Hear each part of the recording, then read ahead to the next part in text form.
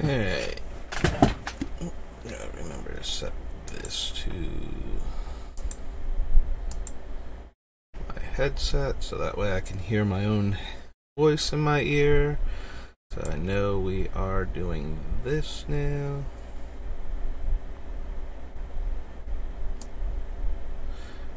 Pull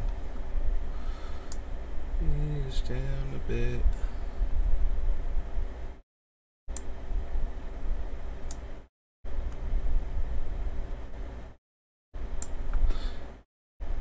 And out of the way of everything else.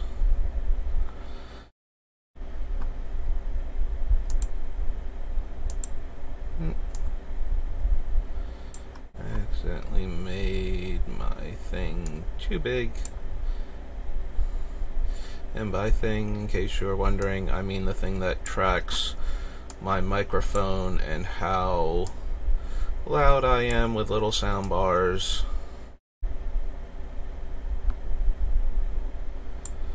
Stick that there. Okay. So, when last we left off, while building Beamtown Bullies, Wizard's server had crashed.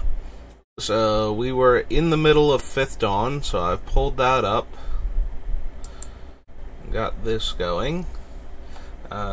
Moved my fan back over where it was yesterday, so because I checked the audio and I did not hear it, like, clipping in every time I talked before, which turned into an entire process, but later on after that I actually rewatched the stream to see, or to listen for it, and I was not getting that whirring noise that I was getting when I was doing my sound test to make sure that the noise gate was blocking the other rooms out.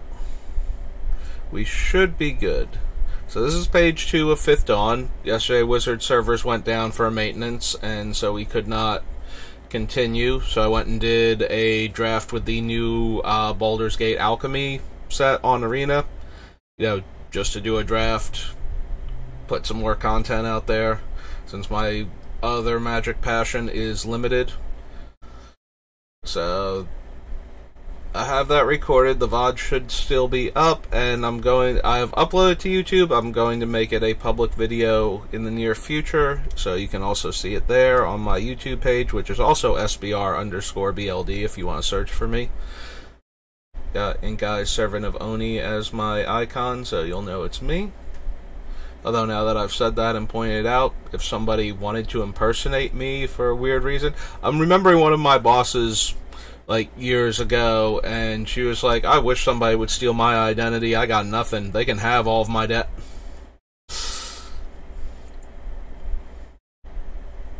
Let's take a new one instead. So yeah. So 5th Dawn, we are looking for cards for the Beamtown Bullies. We are probably not going to find any, because a lot of these cards are based around the Sunburst mechanic, but then again, every time I find a set where I'm like, we're probably not going to find anything, we find some cool stuff sometimes, and no. That one's just a potential 3/3 for 3.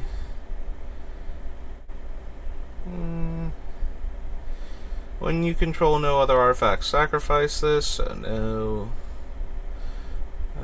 Blocks or becomes blocked. Destroy that creature at end of combat. So superior death touch.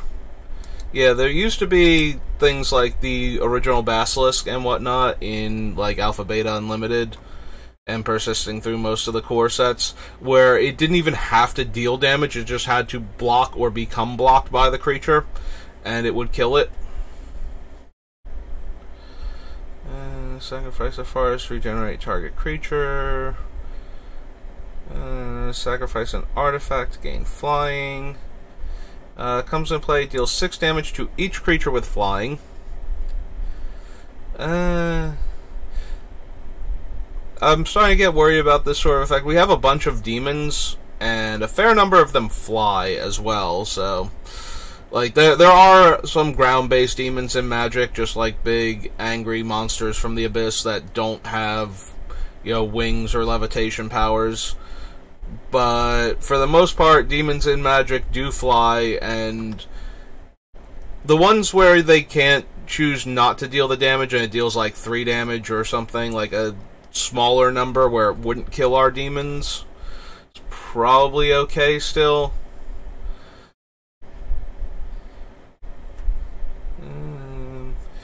Don't have islands. There's an additional cost to play Vicious Betrayal. Sacrifice any number of creatures. Target creature gets +2/+2 until end of turn. No. Also sorcery, so even worse. Target creature gets +X/+X, where X is the number of artifacts your opponents control. And that's kind of funny when we're giving out stuff and forcing it to attack, since it, it's a commander game. A lot of people are going to have a lot of mana rocks lying around, if nothing else. The problem is that a bunch of our creatures need to gain trample. If this gave trample, I think this would be something I would add to the list as a potential. Here, I'm going to give you this giant creature. Please attack my opponent with it. No, that's not an option. And then I'm going to pump it and give it trample, like a reusable pump and trample. There should be effects like that, though. I'm leaning too hard into the chair there, and it made a lot of noise, but we should be able to find ones that do that specifically. Like, this looks like it would be a bigger bonus, but it doesn't have the trample attached to it. I would rather have trample or another evasion ability. Like, yeah, we're going to eventually get to the land that the Rogue's Passage and make creatures unable to block. Alright, so we come back here. We didn't find anything in the second half of 5th Dawn, so FI, 5th Dawn, 5th edition, 4th edition, the From the Vault series, which are all reprints. Future Sight, one of Magic's weirdest sets. Honestly, the whole Time Spiral block. Time Spiral block is one of those things that almost killed Magic, because it was so complex and had so many things going on for it, and that always made me sad, because it is a very good set for entrenched and established players, and they've started to come back to sets like this with, like, the Modern Horizon sets, and I hope they keep doing things like that, mostly because the sets that combine... I just wish Modern Horizons was cheaper, honestly, but at least it's not like, Master Set expensive. It still kind of gets up there, though, sadly. But honestly, I just love drafting sets like these, and I would very much like for them to keep doing things like that. I do wish they would do them without the enhanced price point, though. I really would like them to just be normal price booster packs, and just let us draft them and have fun and have new cards in them. It's fine, Wizards. We will give you all of the money. You will sell all of them anyway, just like you normally do. And we will all have a good time. Alright, so I'm kind of like scrolling past these cards while I'm ranting without actually reading any of them. The Augurs all have to be sacrificed during the upkeep, so those won't trigger when we want them to. Weren't they all called Augurs? Why do we only have the black one? Maybe they weren't all called Augurs. Alright. I know there's a creature, like, every color had a creature like this, where it has an ability, and then it has, like, this one can regenerate itself, like, it has a color-aligned ability, and then it has, at the beginning of your upkeep, you may sacrifice it, or during your upkeep, you may sacrifice it. If you do target it, it does something, like it buffs a creature or makes the opponent discard cards or something. Baharu is, Forest comes into play, green creatures you control get +1/+1 in trample, and then we can never grandeur him because we only have the one copy. So if you get really convoluted, it involves cloning him and then returning the original copy, but we're not blue, so that's even less likely to happen. This is the Gravestorm card. Can deal damage, but only if his power is 4 or greater.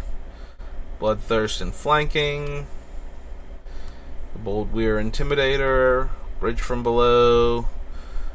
As long as Omen Reader's tapped, creature spells you play cost 2 less. Not necessary. Double Strike, and he's the one with negative power and fire breathing. Like I said, really weird set.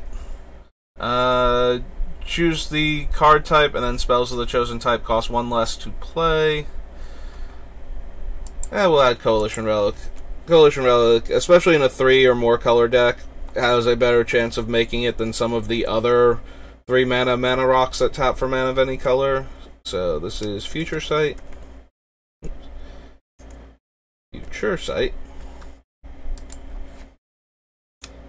Coalition Relic. I prefer Coalition Relic because when you don't use it for the 1 turn, you can then get double mana out of it on a future turn. So that ramps you faster than, like, a lot of the other 3 mana rocks tap for 1 mana of any color and then do something else entirely. This one taps for mana of any color, and then you can take a turn off so that it will tap for 2 mana of any color. And if you can proliferate, you can actually do some fun shenanigans, because you get a mana of any color for each counter removed. So if you can proliferate it at the end of the turn also after putting the charge counter on it, then you'll untap and get even more mana out of it. I've done very fun and entertaining things with Coalition Relic, Tezzeret, and the engine, Contagion Engine, in my 5-color Planeswalker deck.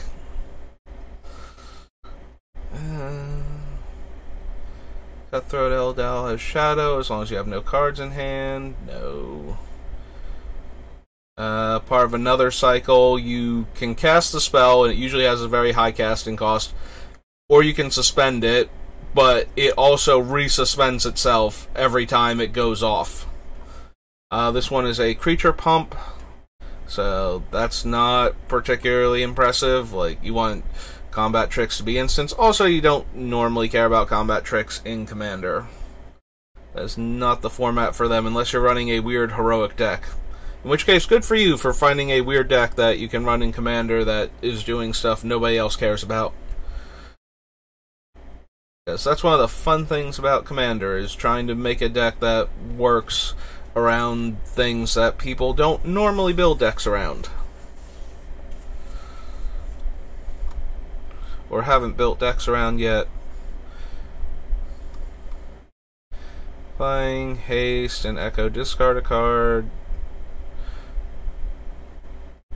Oh, he's Emberwild Augur. The other one was Augur of Skulls, right?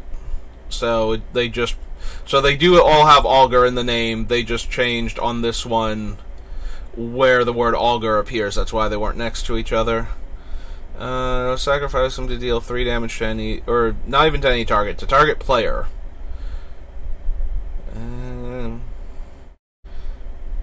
Enchant creature you control. Creatures you control have haste. Pocker Sight, whenever it dies, it suspends itself and comes back later. Enchant creature comes into play, deals 2 damage to enchanted creature. At the beginning of your upkeep, it deals 4 damage to enchanted creature. One of the weirdest, most roundabout ways of killing a creature.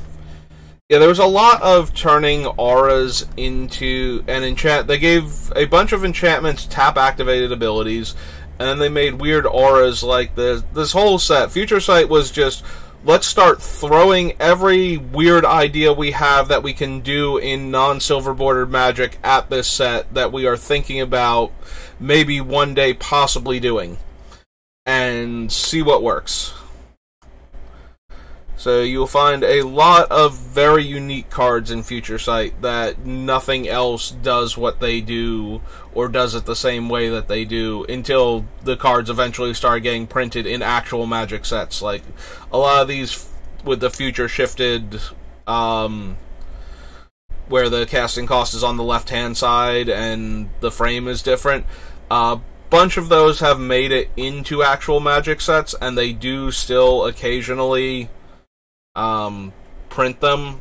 Like, you will see the card actually make it into the set when it works. But because they will only print the card in the set if it works, they won't print it even, like, we got colored artifacts in Alara, but we didn't get Sacromite Mirror because Mirror are specific to Mirrodin. So even though we got colored artifacts, we could have had the Sacromite Mirror, but we didn't because it was supposed to be a Mirrodin card instead. Like, flavor-wise.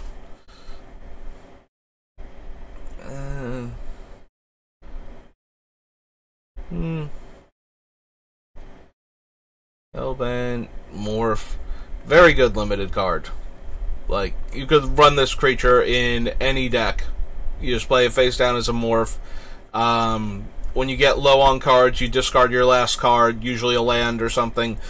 Preferably a mid-combat. Flip it up. It's now a 5/5 creature on the other side, and it eats the creature it's in combat with. So you get your card that you discarded back functionally, as far as card advantage goes. Ghostfire's colorless. Meant to be a callback to Ghost Flame, and then wound up being a call forward to Ugin. This is another one of those where they had the chance to do it because Ugin is associated with fighting the Eldrazi, and the Eldrazi had the colorless mechanic, the Devoid mechanic, which is functionally what Ghostfire has.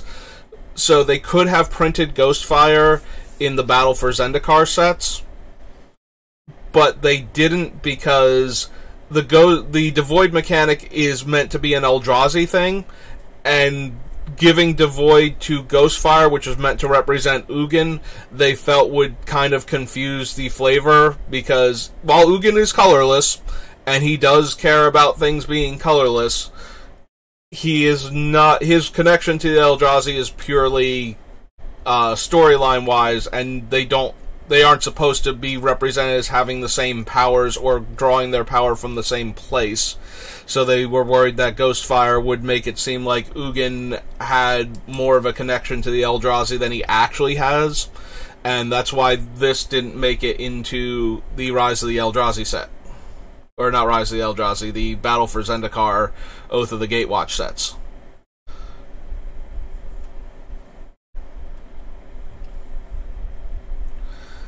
Player loses life and discards a card. Hellbent, you skip your upkeep, and it has Madness.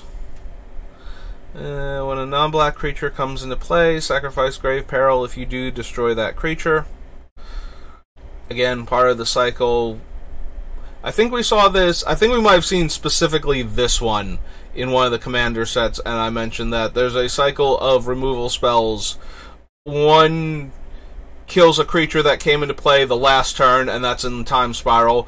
One kills a creature that came into play specifically this turn and is an instant, and that one is from Planar Chaos, and this one kills the next creature that comes into play that meets this criteria. So you had one that killed something in the past, one that killed something in the present, and one that killed something in the future. And while it's a neat design, most of them were, not very good because they were limited to when you had to have them.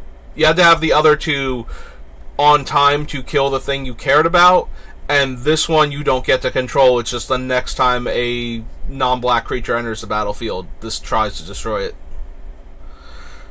So yeah, not great. Fun idea, not great.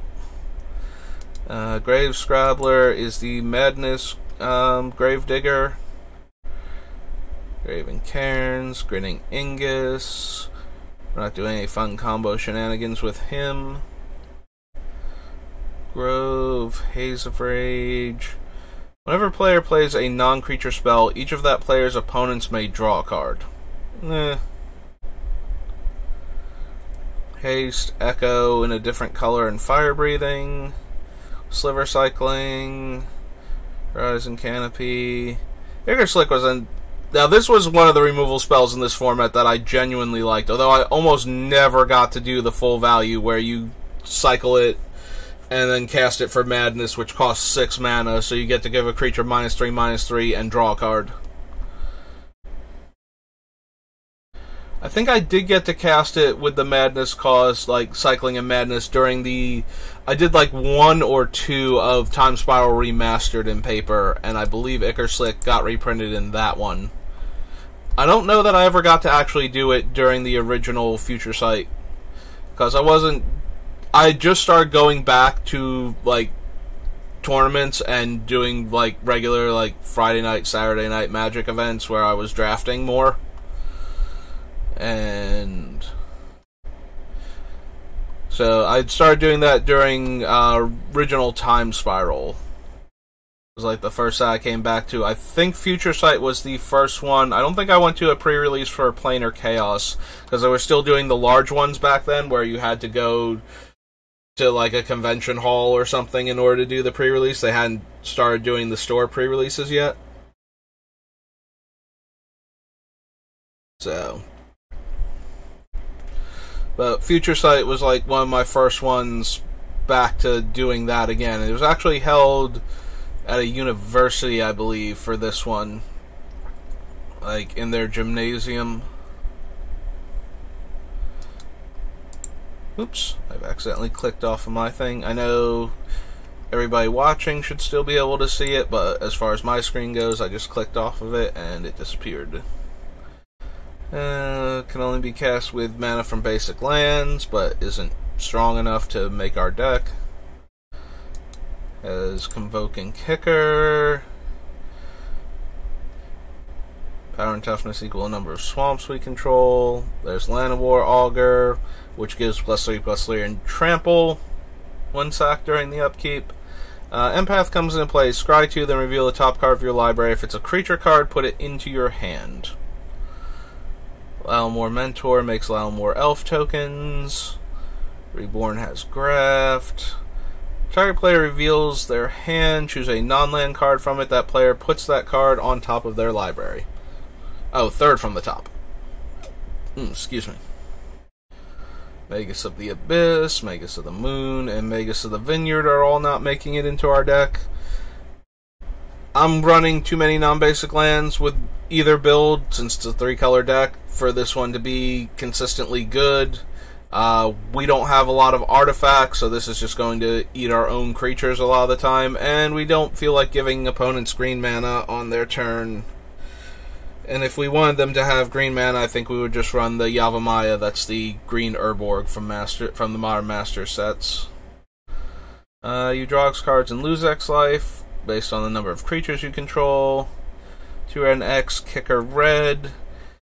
Kicker cost was paid, has split second, deals X damage to each creature without flying and each player. I'd rather just like Blasphemous Act or something at that point. I don't care about dealing the damage to the opponents if this is what I'm trying to cast, and I don't want to exclude flyers from my mass removal, and if I'm going to kill the Beamtown Bullies, I want to kill everything. So... or at least almost everything. You know, Emrakul with a pump effect gets out of range. The Commander Legal Emrakul anyway. The other Emrakul is just comfortably out of range to begin with. Must be blocked by exactly 1 creature, and then when it attacks, it makes copies of itself. Right? Whenever Noctul... Alright, so this is Nacatl War Pride. This was the first one with the word Nacatl in the name. You might have just heard me say Noctul. This was because I was not watching tournament coverage at the time, and it wouldn't have mattered because unless it was a limited tournament, nobody was playing this card. But then later on, the 1-drop Nacatl that gets +1/+1 if you have a plains and +1/+1 if you have a mountain. I think it's Wild Nacatl. Was like a major tournament card, and I have been calling this thing Noctul the whole time because I misread it and had switched the T and the A, so it was Nactal in my head, and I thought they were called Noctuls.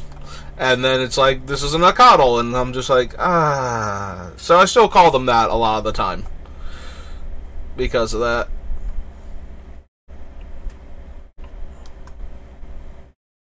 Nihilith Fear. It's a 4/4. Whenever a card is put into an opponent's graveyard from anywhere, if it's suspended, you may remove a time counter from it. No thank you to Pact of the Titans. So suspend enchant creature. Land destruction. Cyclops comes into play. Scry 1, then reveal the top card of your library. It gets -X, where X is the card's converted mana cost. No. We're not running Swath. Split Second, Shroud, and when a spell or ability an opponent controls causes you to discard it, return it to your hand. At the beginning of your upkeep, choose one, destroy enchanted permanent, or you gain 2 life. Kicker, Vanishing, if this was kicked, comes into play with 3 additional time counters. Riddle of Lightning is the Scry 3, deal X from the top of your deck, where X is the CMC. Move a time counter from a permanent you control or suspended card to give it +2/+0. Comes into play, choose target face-up card that's removed from the game. Its owner shuffles it into his or her library.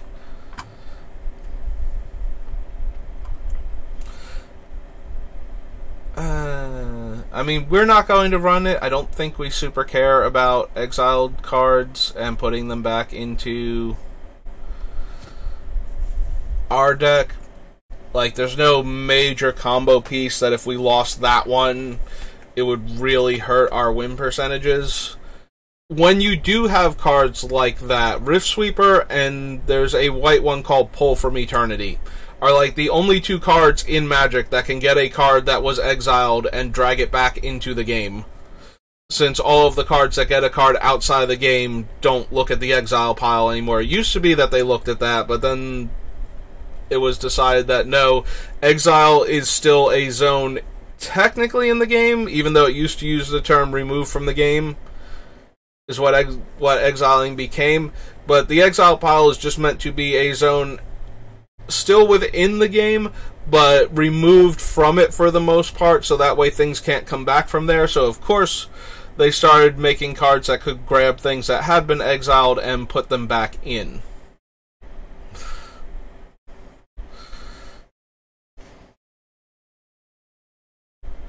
They did stop at 2 of them, though, because a lot of times removing a card from the game was what you needed to do to get rid of that thing forever. There was like one other card that got printed that specifically gets back flashback spells because they are designed to remove themselves from the game innately, just so that you only get to use them twice. And they made that card so that you could use them multiple times.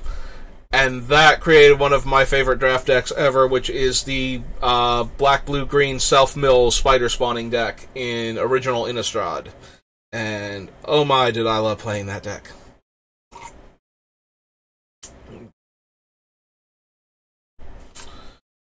Yeah, that is one of my all-time favorite archetypes. Flying, pay 2 mana, deals 2 damage to each creature without flying. 6 mana deals 6 damage to each creature with flying, right, so it's got the rough and tumble split card from the previous set as its 2 activated abilities. Except that excludes itself from the 6 damage from the second ability. Trample and Echo, but when you pay the Echo, each opponent may draw 3 cards. Flying, deals combat damage to a player. That player reveals their hand. Choose a non-land card from it. Search that player's graveyard, hand, and library for all cards with the same name as that card and remove them from the game. Then that player... Okay, so while this would allow us, or the player that we give it to look at the opponent's deck, it's Commander. You're not actually going to find anything, so... At that point, giving somebody the ability to look through somebody else's deck is just a massive time sink, and I don't feel like adding it. If you think that this ability is something you would like to have in your deck, and you want to do the version where we're building a bunch of Saboteurs that we can give out, because you do get the copy of the card from the opponent's hand, so if you really want to be able to look at each one of your opponent's decks to see what they've got going on, you can put this in there. I think it will be obnoxious anytime somebody actually wants to use that ability to see what's going on. Sometimes it's helpful. Like, you know, you learn that the deck is a combo deck, you see what the win cons are, but they're 100-card decks. It's going to take forever to go through them, and then you're going to run into, wait, what does this do? Now I have to read this, and this. No. No. I'm fine. We will figure out other ways to win. We will take the cards out of our opponent's hand with different creatures. Sand Mage comes into play. Choose one. Remove 2 time counters. Or put 2 time counters. Skirkridge Exhumer makes the Goblin Zombies. Mr. Skizzy. Alright, this is the variation on Mr. Skizzy that requires you to sacrifice 2 lands for Echo. Mr. Skizzy is Skizzik from... oh god, was it Odyssey? Might have been Onslaught. Whichever... oh no, it would have had to have been Invasion, because it was the first time Kicker was introduced. So yeah, Skizzik was a Ball Lightning, but if you paid the extra red mana for it, it got to stay in play instead, and it was a large power, low toughness, haste trample creature. From back when I used to give nicknames, I forget if I called him Mr. Skizzy first, or if other people had started calling him that, and I just went, yeah, nope, you should both put the respect on the front end and give it a cutesy sounding name on the back end, so that way this horrible lightning abomination that's coming over to kill you has a fun name.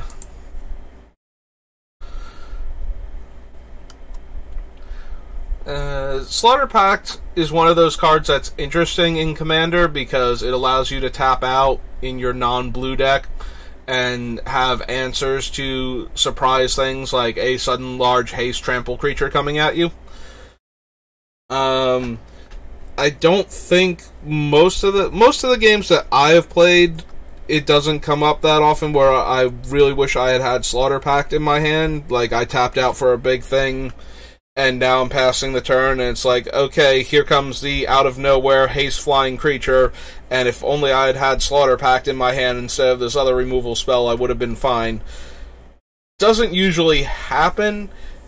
If you're looking for different removal spells, if you don't like the ones I wind up with, and you're looking to change them, Slaughter Pact is an interesting consideration for Commander. Also, if you play against a lot of people that do tend to play out-of-nowhere large flying haste trample creatures. You know, anything with an evasion ability, but not a protection ability. So, as long as they're not, like, even if they're trying to Boots or Greaves them, as long as they can't do it at instant speed, like they don't have the Lean and Shikari or whatnot, you can take them out with Slaughter Pact real quick. And if that is how you are typically losing games, by all means, feel free to add this one in. I'm very parched today. All of the talking is not helping. So I'm going to have to rely on this giant mug of water. That one makes slivers. Poisonous 3 to give out the poison counters. One of my least favorite mechanics, and I find it very frustrating that Mark Rosewater likes it so much. I'm glad that that has kept it from coming back. And I do wish in Commander that they had raised the poison cap to 20. To be half your life total, the same way 10 poison counters kills you when your starting life total is 20. I kind of just wish that poison counters would be errated to, if you have poison counters equal to half your starting life total, you lose the game.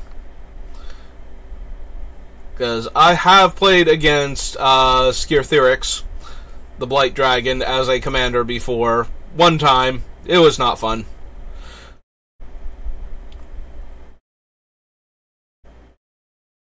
Yeah, I would not recommend building that if you want to.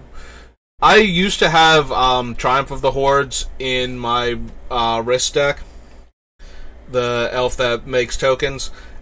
I finally took it out. I don't like winning with it, but at the same time, it is a way to win that is very difficult to interact with, and my brother usually plays with Riss. Ever since I built Riss has been one of his favorite decks to run because he doesn't have his own cards, he uses mine when we go to things.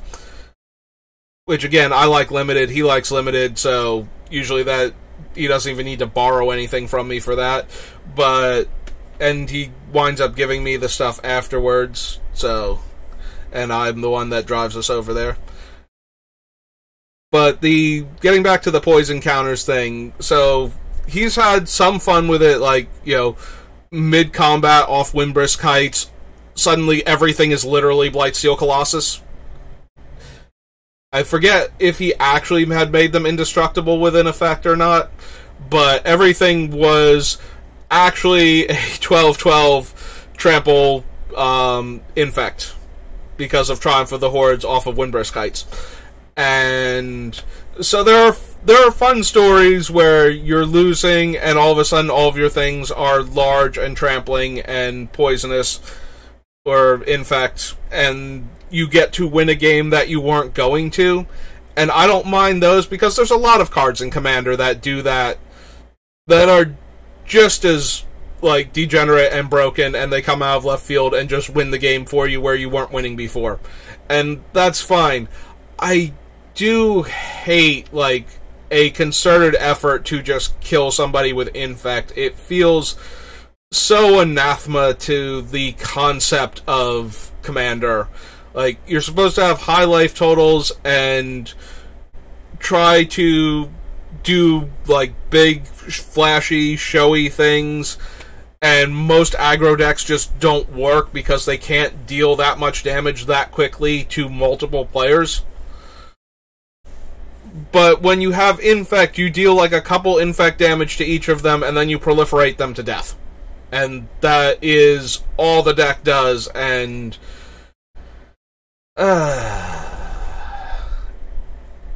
yeah, I don't like infect for Commander. I would like it a lot more if there were other ways to interact with it. If there was...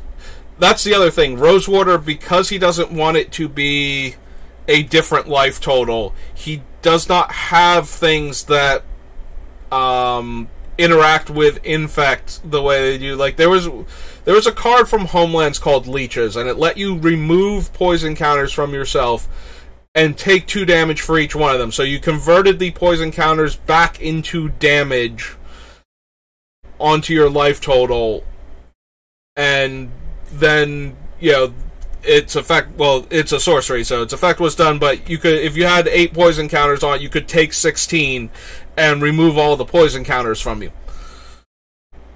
And because Mark Rosewater, when he's designing the sets, doesn't want infect to just be a different life total that you can interact with, made it so you can't get rid of poison counters. There are a couple things that will stop you from getting them, like Malera and, is it called Solemnity? It's the white and 2 enchantment that shows up in a lot of combo decks, because you can't have counters and your stuff can't have counters, and so it interacts with, Undying and the other Undying, the one from Shadowmoor, Persist, where your stuff just can't stay dead because it can't get the counters on them. And also, you can't get poison counters. You also can't get energy counters, but that's usually, if you're running those type of cards, you don't care. And Malera specifically, like, infect deals damage to you instead of infecting you. And then those usually get combined with, like, Phyrexian Unlife, where if you would die, you get poison counters instead until you die from poison counters, but now you can't get them, type of thing. And I don't know, I just have never... I didn't mind it as a win con in Limited. Like, when I'm actually playing Magic, like, playing Limited Magic or playing normal 60-card constructed Magic with a 20 starting life total, like, I don't hate Infect anywhere near as much in those formats as I do in Commander because of the 10 poison and you're done regardless of life total, and I feel like it undermines a lot of what Commander is. Like, even more so than any of the other degenerate things you can be doing in Commander. If anything feels like cheating in Commander, I think that might be it. Aside from, actually cheating. Okay, enough ranting about poison. I'm sorry, we passed Snake Cult Initiation, and this was one of the first cards that gave poison counters since, I think, Mirage or Tempest. You know, so I think Tempest had like a bunch of poison counter stuff in it, because that was one of the first sets that Rosewater worked on, and he really likes poison counters, and not a lot of other people do, and this is one of the few times where he was like, like, sometimes you'll read, if you ever read his articles, there's usually, when he's telling the story, it's because, like, of a set where something got in that wasn't going to make it into the set. You know, somebody in Magic is pushing back against this idea, and because it's something that got into the set and something that he thinks is good in the set, it's always framed as, you know, him or whoever was working on the set at the time that got it into the set being the one who is, you know, beset upon on all sides by other Wizards employees who don't want to see this thing come to fruition. And then they, since the card, you know, the mechanic or whatever, the card makes it into the set and goes on to be a good card, obviously it's a heroic story when they overcome all of this adversity in order to get the card to see print, and then, you know, the audience enjoys it. Infect is one of those ones where I really wish he had failed. Not gonna lie. Like, that one I kind of wish had not made it back. That one I wish had not made it back. The other thing, which also debuted in this set, another drink of water first, but we won't see it because it's on a white enchantment that this is one of those mechanics that did not do well and he doesn't like it, is the creature types, tribal. Creature types on other non-creature cards. So tribal is a type, because it has to be a type, similar to creature, enchantment, land. It's the one type that you never see anymore. They did do one tribal card once for flavor, where they made the Altar of Lurgoyf that turns the thing into, that gives the creature the power and toughness boost that a Tarmogoyf would have, based on the number of card types in your graveyard. That was in... It wasn't in Time Spiral Remastered. It was in one of those weird sets, though. Like, it might have been like the first Commander Legends set. I think it might have been that. It might have been because Time Spiral Remastered didn't have new cards.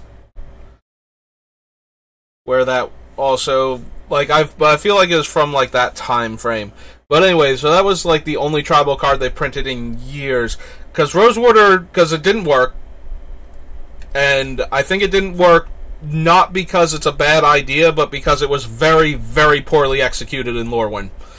But in Rosewater's head, this was one of those design failures that he does not want to go back to. He doesn't think it was a good idea. Meanwhile, the Chroma mechanic, which they did a terrible job with in like Shadowmoor and Eventide, like, they did a terrible job with that one too.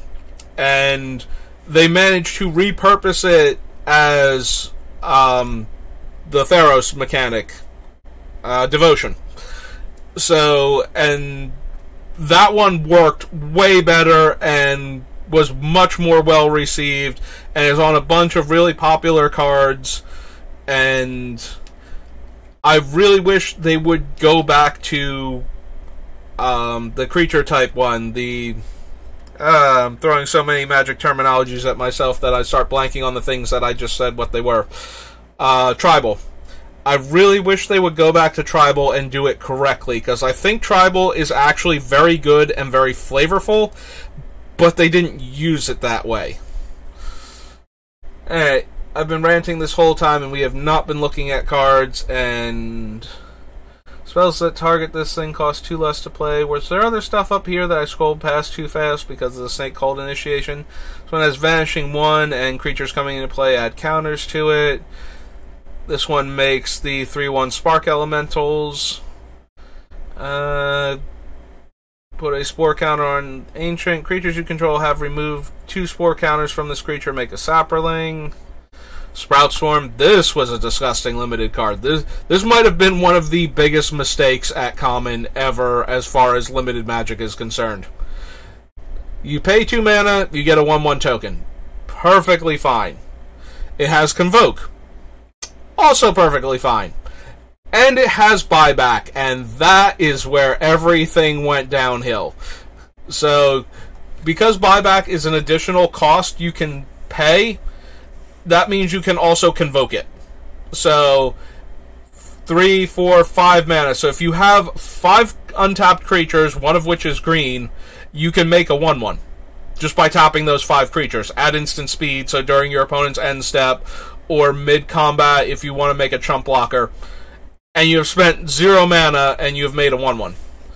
So, once you've made that 1/1, if it doesn't die, you make 4 more of them. Now you can make 2 1/1s every turn, and yeah, it actually does spiral out of control like that, and it seems like it shouldn't, because that's a lot of mana or a lot of tapped creatures, but you can do both.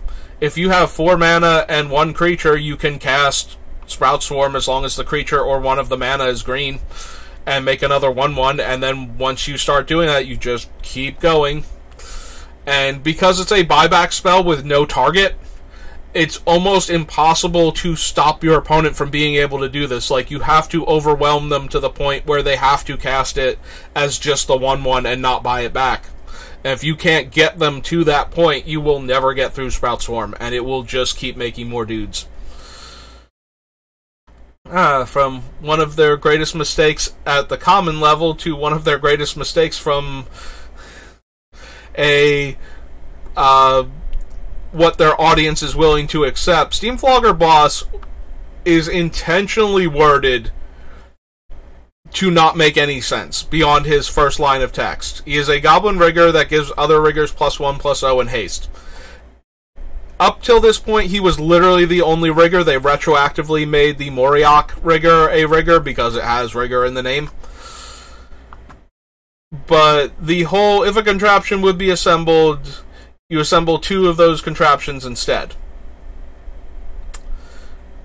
was intended to be nonsense text. The whole point of him was to create an idea that sounded like an ability you would have in Magic, but did not exist and was never intended to exist. Like, contraptions were never meant to be a thing in Magic, and the idea was to get people talking about, like, what could contraptions be?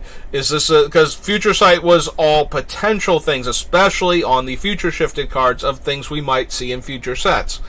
And so, especially after we got some of these cards printed as soon as, like, the next set. Like, Lorwyn has Boldweir Intimidator, Lorwyn Block has Boldweir Intimidator, and Shadowmoor has Phosphorus Feast, and the creature that, like, one of these spell shapers that makes a creature token made a creature token in white that was a Kithkin that then showed up, and, like, Miss Meadow's Skulk is in here, and I think that's a Shadowmoor one, because they had the weird eyes on that one. So, it became obvious that cards like this, some of them were going to get printed possibly in the next set. Like, every time a new set came out, you might get one of the cards with this weird ability. So you might actually possibly get a set that cared about contraptions. So people were, speculating, what is a contraption? How do you go about assembling it? What will this look like in Magic? And then Wizards was like, oh no, we just made this up. It was never intended to exist. And my phone is ringing. I'm going to mute and be right back.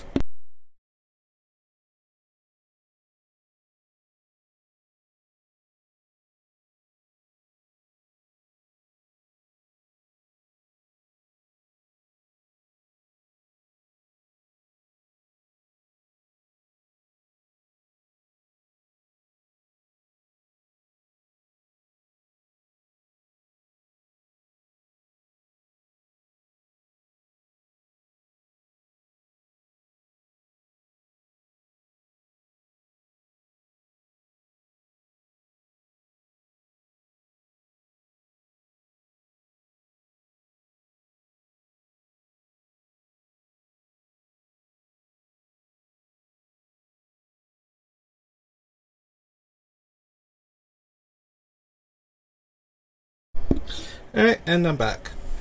Alright. So anyway, Wizards revealed eventually that the person who had come up with Steam Flogger Boss, like one of their R&D people that had come up with the idea, wanted to do it so that way it would get people talking about it, but had no intention of ever following through on the execution. And people had spent so much time speculating on what a Steam Flogger Boss's actual abilities would look like in Magic that they got really upset about that. Like, all of the other cards in this set that are future shifted have things on them that either you could figure out how to do very easily, you're just waiting for the set that cares about it to show up to do it, or did stuff that was like completely brand new. Like Tarmogoyf is actually future shifted only because he name checks the card type Planeswalker in his text box, which wasn't a card type until literally the next set. So everybody was convinced we were going to get contraptions at some point in time because it was such an evocative thing for this creature. It's like, it makes contraptions. How do you assemble contraptions? What does a contraption do? Sounds like an artifact. What is this? How is this going to work in Magic? And the people that cared about Steam Flogger Boss felt really unhappy about being duped by him and his nonsense card text, which eventually resulted in the third unset being about contraptions. And so that is Steam Flogger Boss's story. And it took forever to figure out how to do contraptions, and then once they figured out a way to do it, there were still a lot of people that were unhappy because it was silver bordered. Now, granted, it's silver bordered because Magic is always using silver bordered sets to test out insane things. Like, actually insane things. If you ever see Wizards print any weird supplemental set with cards that aren't tournament legal, take a really good look at those cards, because you will find something that is Wizards trying to see what it would look like if they did a thing that Magic has never done before.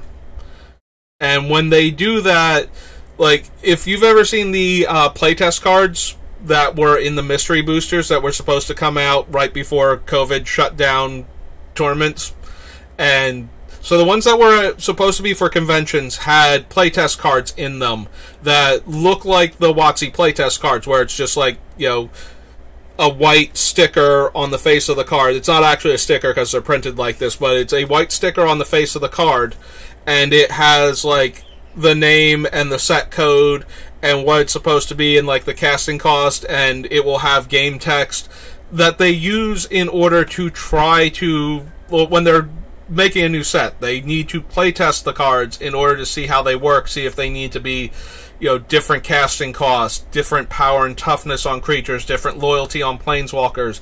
Maybe the one ability isn't playing right. Maybe it needs to be an uncommon because it's too good. Maybe it's not good enough to be a rare, but they want to...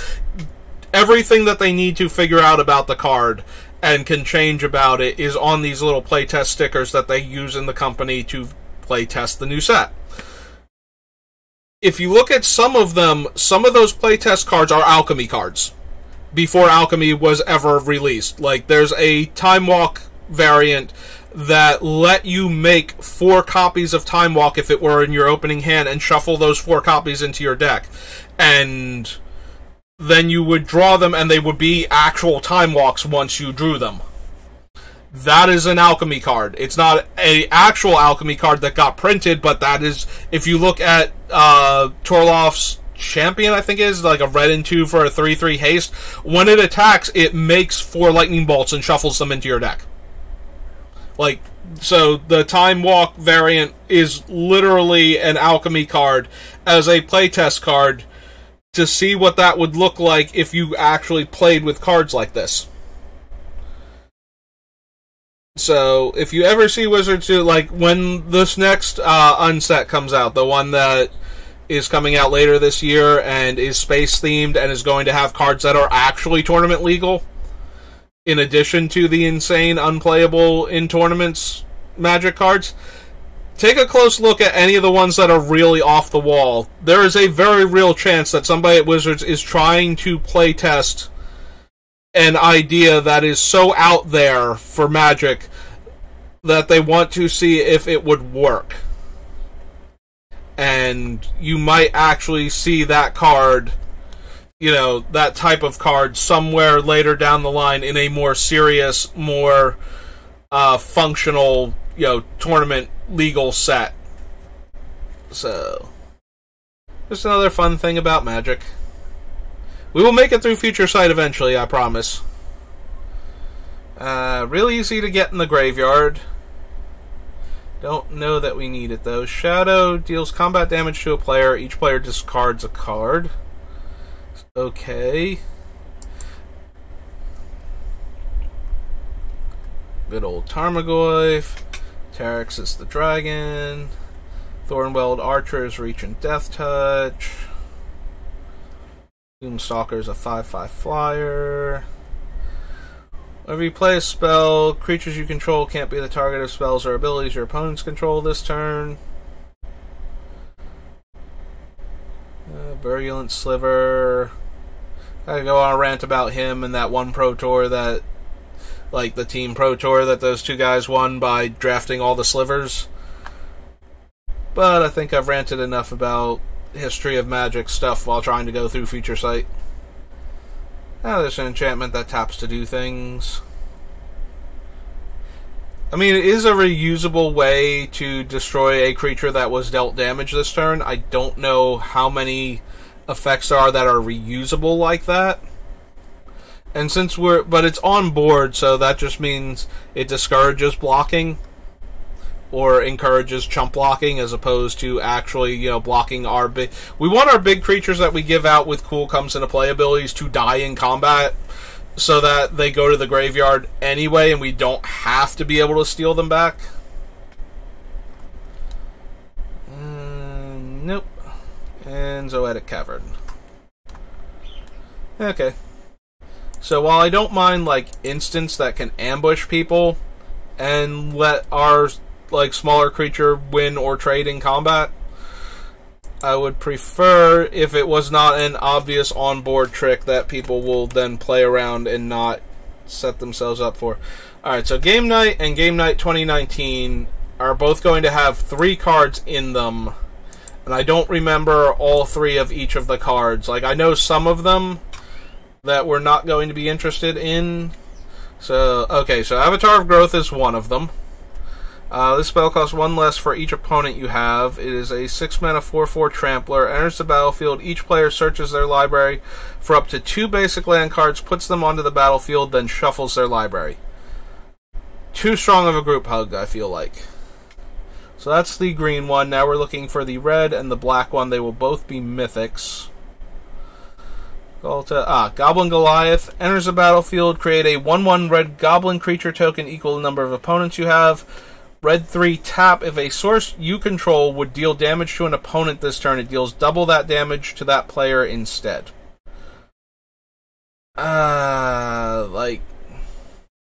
The problem is we won't be controlling the sources. If it's at a source you own, I would actually want this guy in the deck, because then we could, you know, increase the damage that we're dealing. So now we're just looking for the black one.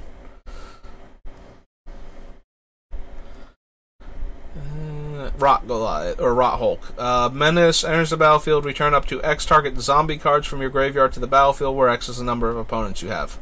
Powerful, but not what we're doing. So now we can go back. And now we can go to the other game night. Again, there will be 3 cards. One of them is the devils that double damage from sources we control, so we're not going to be using them. Calculating Lich should be the black one. Menace, whenever a creature attacks... Oh, right, this guy got reprinted in one of the more recent Commander sets, and I think we were looking at him in that one. So whenever a creature attacks one of your opponents, that player loses 1 life.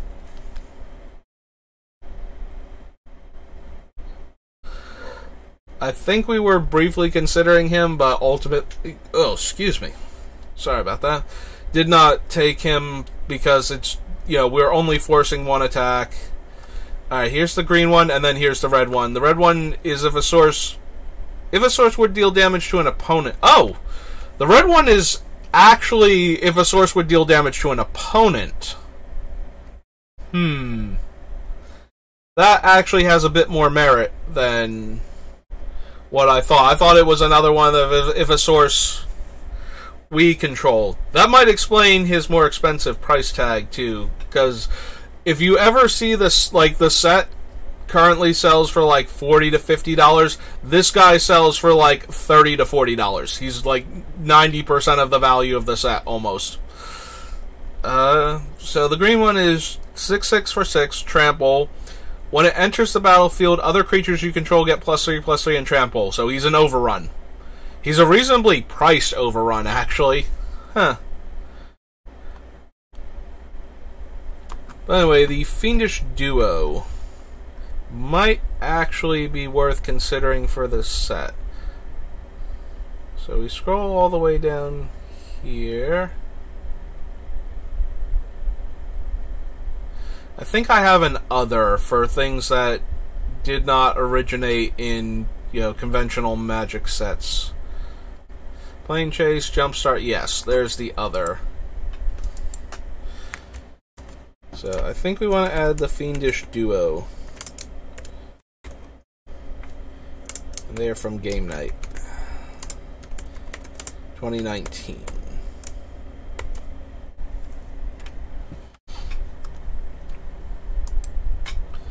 Alright.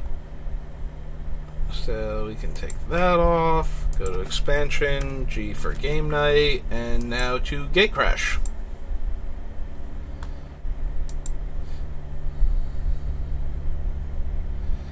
So Gatecrash was the second set in the Return to Ravnica block, which is one of the first times I ever did a midnight pre-release. That one might have been a mistake. I went to work in the morning for my usual shift, spent all day at work, came home, got changed, grabbed my brother, got some coffee and whatnot, drove over to the place, did the midnight pre-release, went home, went to sleep, woke up a couple hours later, went to the regular... So, the one place that did a midnight pre-release is different from the place that we used to do all of our pre-releases at when stores started doing it. But it is one of the other places that we would normally go to play. So, they were having a midnight pre-release. So, I had not played in the original Ravnica block, tournament-wise, and I had always felt bad about missing out on that format. So, I wanted to do this Ravnica set a little bit harder than usual.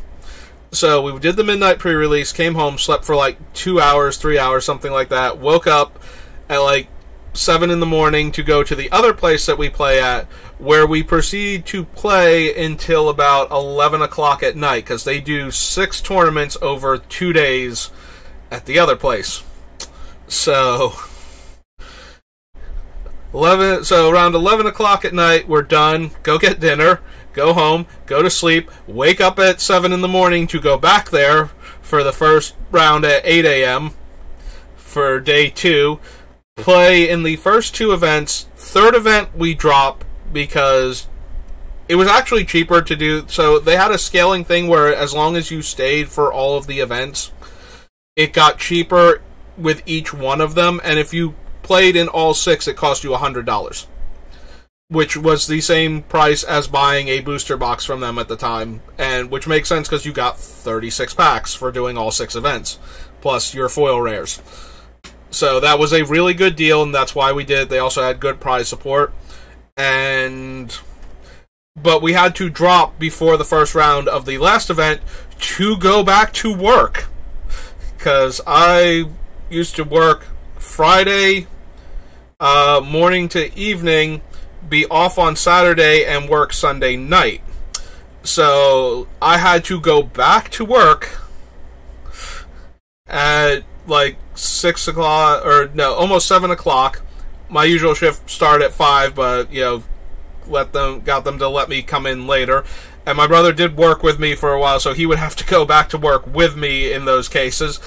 And we would go I forget if he was working with me during Ravnica, though. I think I had to drop him off at home and then go back to work. So about 7 o'clock, get to work, and then work until like 3 in the morning. And then I could sleep in Monday, because I used to work Monday nights, and that, like... Sunday nights were the worst ones, because those usually kept me up till like 2, 3 in the morning. Monday nights usually kept me up till like 1, 2 in the morning. So, got to sleep in until it was time to go to work, like Monday afternoon for a Monday evening shift. That one was pretty brutal. That was the only time I've ever done the midnight pre-release into those events. I mean, maybe you could talk me into it now that I'm currently not working Saturdays at my current job, but... Alright, 6-2 with Evolve. And Chain Creation. What was the red thing? Oh, this was Active Treason, just with the alternate artwork. Okay. And Chain Creature has hexproof and can't be blocked by more than one. 2-1 prevent all combat damage that would be dealt to it by sources blocking it. Balustrade Spy Mills. Don't really care. Alright, so we can run the Extort creatures. We're probably not going to, because none of the Extort creatures are really in line with what we're doing. So Extort is one of those weird mechanics. So Extort is a keyword that's outside of this bracketed text. The bracketed text is the reminder text of how Extort works. Because it's bracketed italics text, it is relevant for gameplay, but not for determining color identity. So this is one of the few times that this ability, Extort, and there is one other card that I know of that I can think of off the top of my head. It's like from Invasion Block. It's a artifact that lets you mill the top card of your deck and add mana to your mana pool equal to the color mana symbols, like the same number and type of colored mana symbols in the casting cost of the card you milled. And they gave you an example, and they used the casting cost on this blue-black spell to show that if you milled it, it costs like 2 blue, black, and 3, you would get like 2 blue and black. But that was all in the bracketed, italicized text to give you an example of how the card would work, and was not intended to, add those mana symbols to that card in any way. Extort, though, is a white-black active or white-black triggered ability. Like, whenever you cast the spell, you get a trigger that allows you to pay either white or black to drain your opponent of life. And that, while that is the functional text of the card, if you needed to know what Extort did, its actual game text as far as Commander deck construction is concerned is flying an Extort. And Extort does not have the mana symbols there, so you don't... It's not like Extort white-black, and like if they put Extort into like a red-green card, you could Extort for like a hybrid red or green. Extort is always white or black, so that only appears in the reminder text. So technically we can run any of the Extort creatures, and I kind of glossed over that with the 2/7, the Pontiff of Blight. Although I don't think we're actually going to be running any of them, because they are not... We're not trying to drain our opponents a little bit at a time. Like, this is not that deck. We're trying to kill them with big swings, or get them to kill each other with big swings. So, Borborgorimos is okay. He's legendary, though, so we can't get him back. And I don't think we need to be able to discard our lands to deal damage.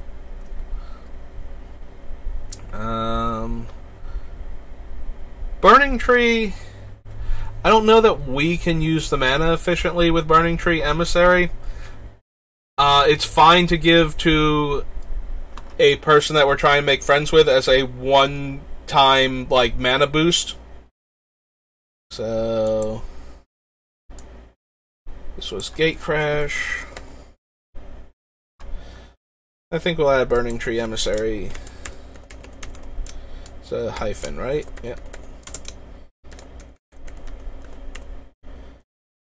Not spell emissary right, because it's got 2 S's. Does it only have 1 M then? Yeah, it does.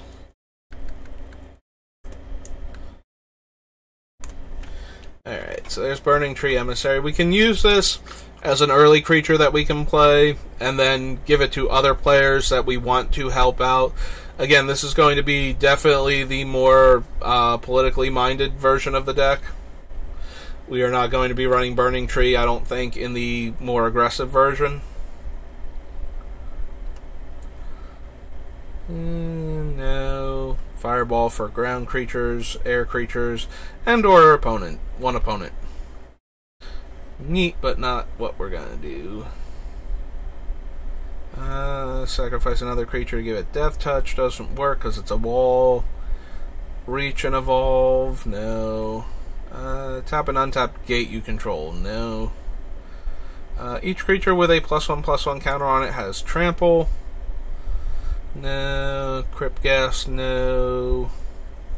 Like, Crypt Gas probably has the most potential for a deck like this, because we do have a lot of high casting cost creatures, and we can stick an Urborg in our deck. So there's some merit to him.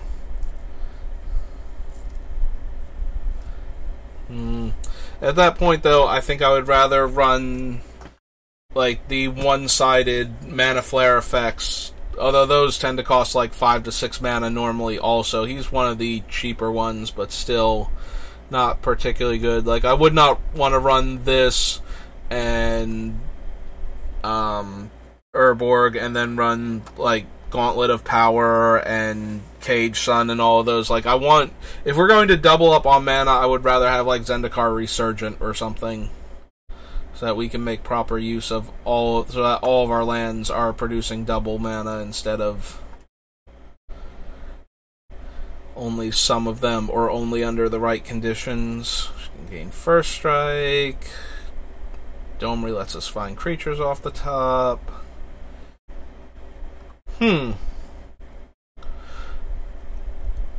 Alright, so when a creature must attack, there are certain conditions where it does not have to, such as if your opponent has an effect like Propaganda, or the white one, Ghostly Prison or something, or Norn's Annex, where they have to pay a resource, mana, or in Norn's Annex case, you can pay life for it too, in order for a creature to attack. Even if the creature must attack, there's nothing forcing them to pay that cost. So the can attack because you didn't pay the cost trumps the must attack if able, because it's not able now.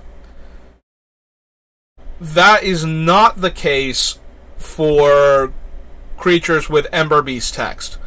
If Ember Beast can attack or block alone and must attack, if there is another creature that player controls, it and Ember Beast must attack now. Because Ember Beast cannot attack alone, and Ember Beast must attack if able. It's not a cost to attack with him, it's a requirement. And you must fulfill as many requirements as possible in Magic without violating any prohibitions in the game. So, because the Ember Beast is not a cost to attack, it's a requirement, they must meet that requirement if Ember Beast is forced to attack, and they can. If they can't, if you give them Ember Beast goaded, and they have no other creatures that can attack, because they have Defender, are tapped, or just don't exist on the battlefield, or have Summoning Sickness, whatever, then Ember Beast can attack, because there's no way to attack with him with another creature, so even though he must attack if able, he can't, because he can't attack alone. But if he must attack and there's somebody else that can attack with them, that creature's getting dragged along for Ember Beast fight. And that's mildly interesting. I think there are better versions of creatures like this, but there might not be. So I'm going to add him to the list here. They're usually like very power and toughness to mana cost efficient creatures. Oh, excuse me. Sorry. Very mana efficient versus their power and toughness, because they have to have another creature around, or they do nothing, because when you draft these things, if you load your deck up with them, then they meet each other's requirements. But if your opponent kills, like, your other creature, now your 3-mana 3/4 can attack and can't block, and they can get in for damage, and if you don't play a haste creature, you're not attacking next turn. If you don't play another creature next turn, you're not blocking the turn after that, so that is where their drawback comes in, so they are usually very efficiently costed. So hopefully we can find like a much bigger one with a reasonable cost, you know, maybe like a 5/5 for 4 mana or something, preferably with trample, that would drag the opponent's other creature along into combat. Notably, they don't have to attack the same player. This falls into the problem of if you force players to attack, they will usually attack you if able, if they have good attacks against you. So that's something to consider. But if we're giving away a large enough creature, and our creatures that we will be casting are decently large, then I think that's going to be okay to force them to attack with one other thing, as opposed to being required to attack with all of their creatures every turn type of effect. 2 other creatures attack. Target creature can't block this turn. Whenever a creature you control deals damage, put a blaze counter on it. Remove 5 blaze counters, deals 5 damage to target creature or player. Nope. +1/+1 counter on enchanted creature. Another red creature enters the battlefield, gets +1/+0 until end of turn. Destroy target land, search your library for a basic land and put it onto the battlefield tap, then shuffle. Target blocking creature gets +3/+0 in first strike.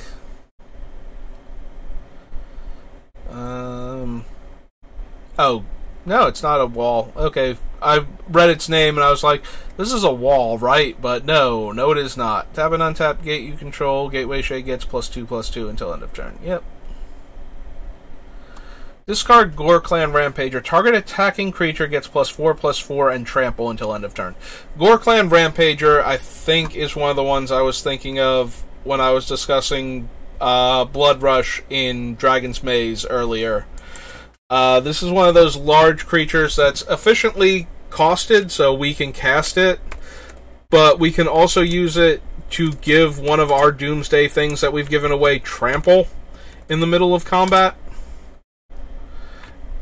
And we want to be able to ambush people with that. So having a creature that we can cast and will be a decent sized body that we're not embarrassed to have on the board, and then if we don't cast it, if we top deck it later when we're giving out all of the big things, then we can give those big things trample and they don't get chump blocked anymore, and we can catch people off guard that way. There's Giant Adaphage again. Spotlight takes away Hexproof. Untaps a gate. Oh, that was a gate land above that. Destroy a creature, non-artifact creature, and mills cards based on power. Yeah. Ground Assault deals damage. Choose one. Creatures without flying can't block this turn or gain control of all permanents you own. As a one-shot. Only as a one-shot. It is an instant, though. What's the third mode? Deals 3 damage to each creature with flying.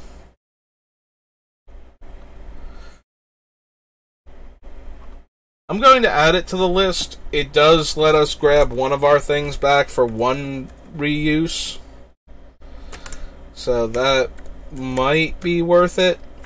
It also functions as a falter. Like, if we give our opponents one of our large creatures and we don't need it back necessarily, we can use the falter effect so that the defending player can't block if they don't have flying creatures. And the third mode lets us deal with smaller flying creatures, like en masse, so we could destroy like fairy tokens or spirit tokens that have gotten out of hand. Yeah, we're going to add that to the list just as a thing. It'll probably get cut, but it is certainly, has potential. Rage Beast or another creature enters the battlefield under your control. That creature fights target creature an opponent controls. Nope. 2/2 for 2. Evolves and taps for green based on the number of counters it has. Flying Trample deals combat damage to a player. Gain control of all artifacts that player controls. At the beginning of your upkeep, if you control 20 or more artifacts, you win the game. See, we're not getting rid of the artifacts, so where they are probably doesn't matter to us unless we're giving somebody who's way behind a bunch of mana rocks, and I don't see us needing that.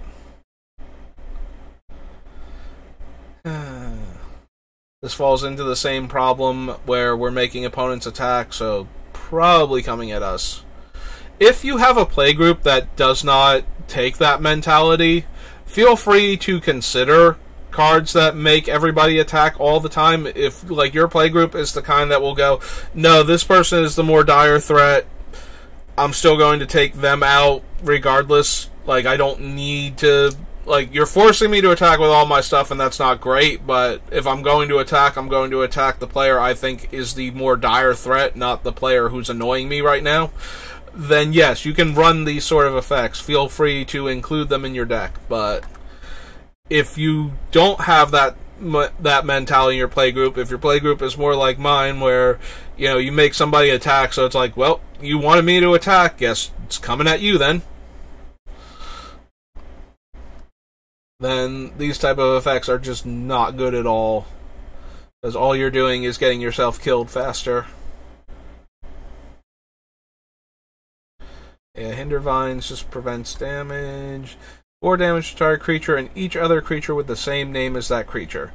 Good for killing token decks in Commander. Not much good for anything else. Speaking of which, Illness in the ranks. Although there are better versions of this effect. He has a blue activation cost. Whenever an ability of equipped creature is activated, if it isn't a mana ability, copy that ability and you may choose new targets. The Beamtown Bullies is an activated ability. We could equip them with Illusionist Bracers in order to give one player 2 creatures at the same time. So I think we're going to add this, because we do want ways to give multiple creatures in a turn, or to give more than one, like in one turn cycle, since they do tap to use their ability, give creatures to each opponent. So we're going to add Illusionist Bracers as a way to give multiple creatures to a single player. They might lose out to things that just untap the Beamtown Bullies, so that way we can use them whenever. Like, we can choose if we want to do 2 players or not. On the other hand, if they have the bracers on and we keep untapping them, we can give out 2 creatures to each player each turn instead, so maybe that'll work. Battalion, gain first strike and trample and can't be blocked by tokens. Lord of the Void deals combat damage to a player. Exile the top 7 cards of that player's library, then put a creature card from among them on the battlefield under your control. Seems a bit too risky to give him out, and he's just another, like, big, expensive creature in our deck. We can do better. Target creature opponent controls blocks this turn. If able, untap that creature. Other creatures that player controls can't block this turn. Unfortunately, it's a sorcery, so we can't actually use that to also force blockers. And obviously, an effect like this was almost always going to be a sorcery, unless it's in a set like Commander, where being able to determine blockers at instant speed would actually be way more useful.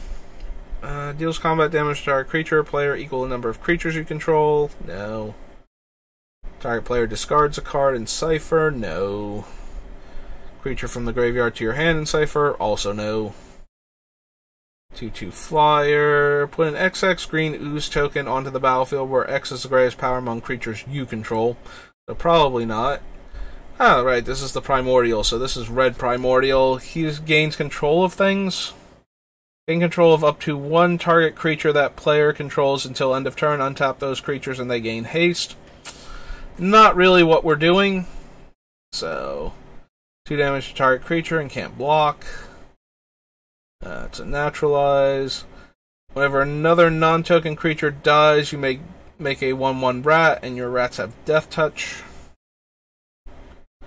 Green and 1, remove one or more +1/+1 counters from among creatures you control. Make an XX. Yeah, we're not a counters deck.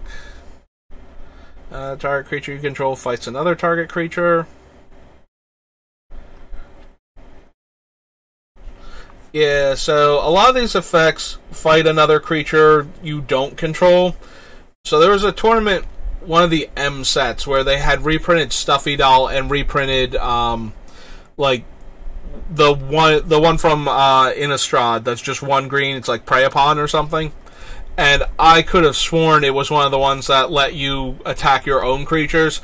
And I actually got through like 2 rounds before somebody went, you know you can't do that, right? And I'm like, wait, what? And then I reread the card. I was like, oh, wow, I thought this was a completely different fight effect. So, yeah, I killed a couple of people by having my Stuffy Doll throw itself directly into the mouth of one of my giant angry green creatures before I found out that, no, you can't actually do that.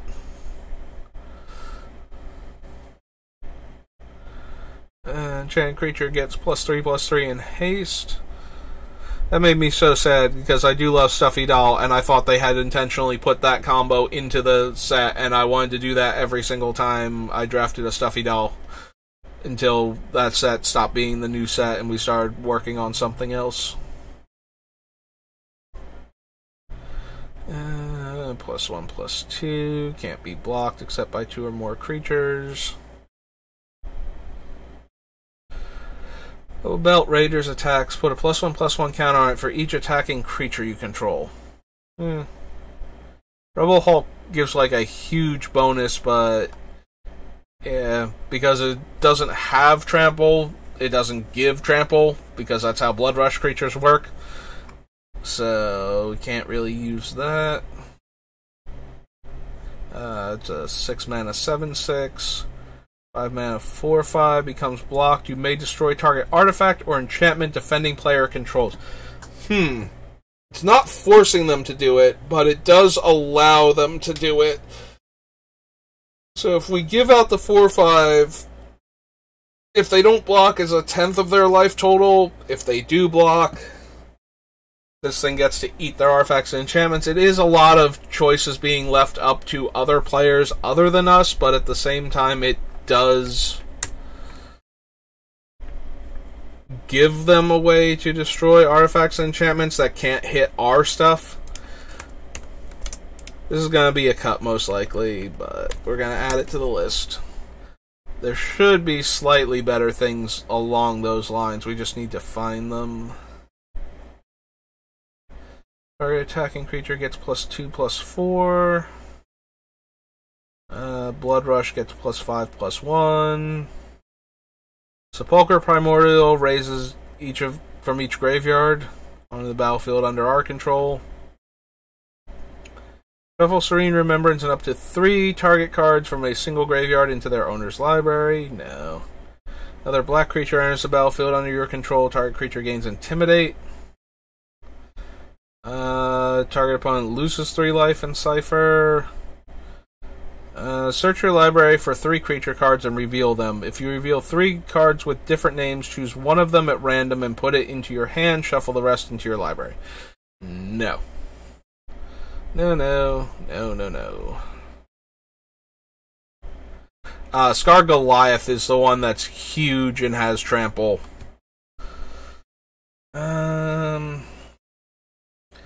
Yeah, I think he's just too much to activate. The Gore Clan Rampager does the same thing, but is much cheaper. I mean, obviously this one gives a much larger power and toughness. It gives a little more than double. But that's okay. Gore Clan Rampager is actually castable in our deck, and would be a relevant creature until we get to our bigger stuff, while this thing is just another large creature in a deck full of large creatures.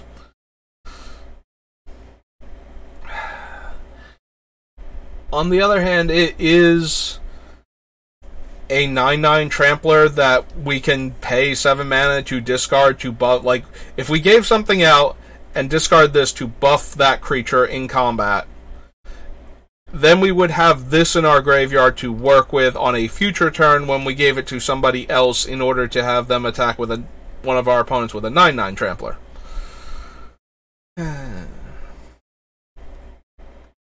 still don't think it's worth it, but had to actually... Creatures you control gain trample until end of turn. Nope. Also makes a land a 4/4, but makes one of our lands a 4/4. Very relevant when things animate your opponent's land, because there aren't a lot that do that, and the reason for that is when they have done that in the past, then your opponent's lands all die, usually because of that. So,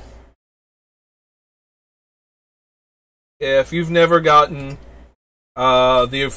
the second printing of Kamal was a green creature. It's like Kamal Fist of Krosa. If you've never gotten him and Elish Norn onto the board at the same time, that ends games very quickly as your opponent's lands turn into -1/-1 creatures for 1 mana. Can't be blocked by creatures with flying. Becomes blocked, defending player discards a card. I think we want the creatures that when they get through, they get the ability, not the ones that become blocked, because it's Commander. You can take 2 damage very easily and not care about that thing, and if you are blocking, that means you have an effect where you wanted to get the card into the graveyard. It gives +3/+2. Creatures with flying your opponent's control get -1/-1. He's okay, not the best. Both for us to have and to give out. Like, the Fairy and Spirit tokens, the things I was mentioning before, have to be 1/1s, and a lot of the time they are not.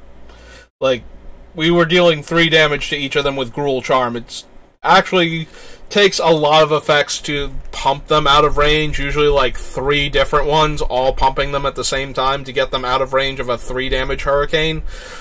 Just getting -1/-1, like, relevant, but not super relevant. And that only works while the elemental is on the table, so when we're giving him out, it's for 1 turn, and then he goes away, and then they get their power and toughness back. If they are 1/1s, you know, it wipes their flyers out across all opponents, but I don't want to... This is not the 6-drop that we're looking for. We will find 6-drops. We have so many, like 6, 7, 8-drop creatures that we want to play and give out. And we just need some that aren't that expensive.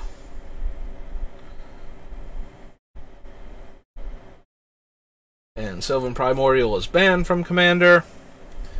And this is one of the ones that I kind of use as half-jokingly, but the example of a card where I have never played against Sylvan Primordial. I have played against some very dumb Commander decks. Not one of them has ever bothered to cast a Sylvan Primordial.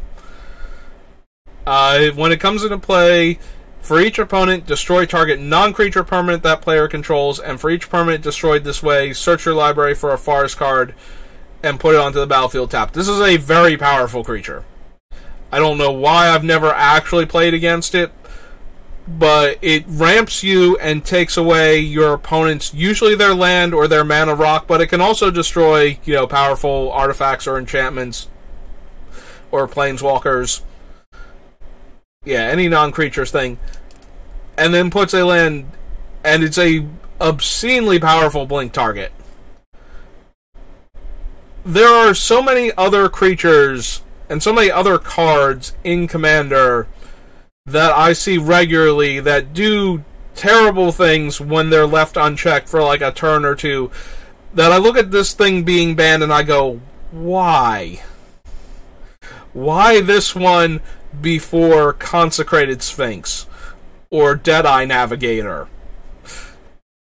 You know, I can kind of understand that it's very similar to the Titan, the one from Mirrodin that destroys basic land types, Sundering Titan. Like, in that regard, it is a very similar creature because it can destroy a whole lot of opponents' lands, both coming in and going out, without blowing up much of yours. In fact, this one can't blow up any of yours. So in that regard, it's very similar to Sundering Titan, who is also banned. So I can kind of understand it from that perspective.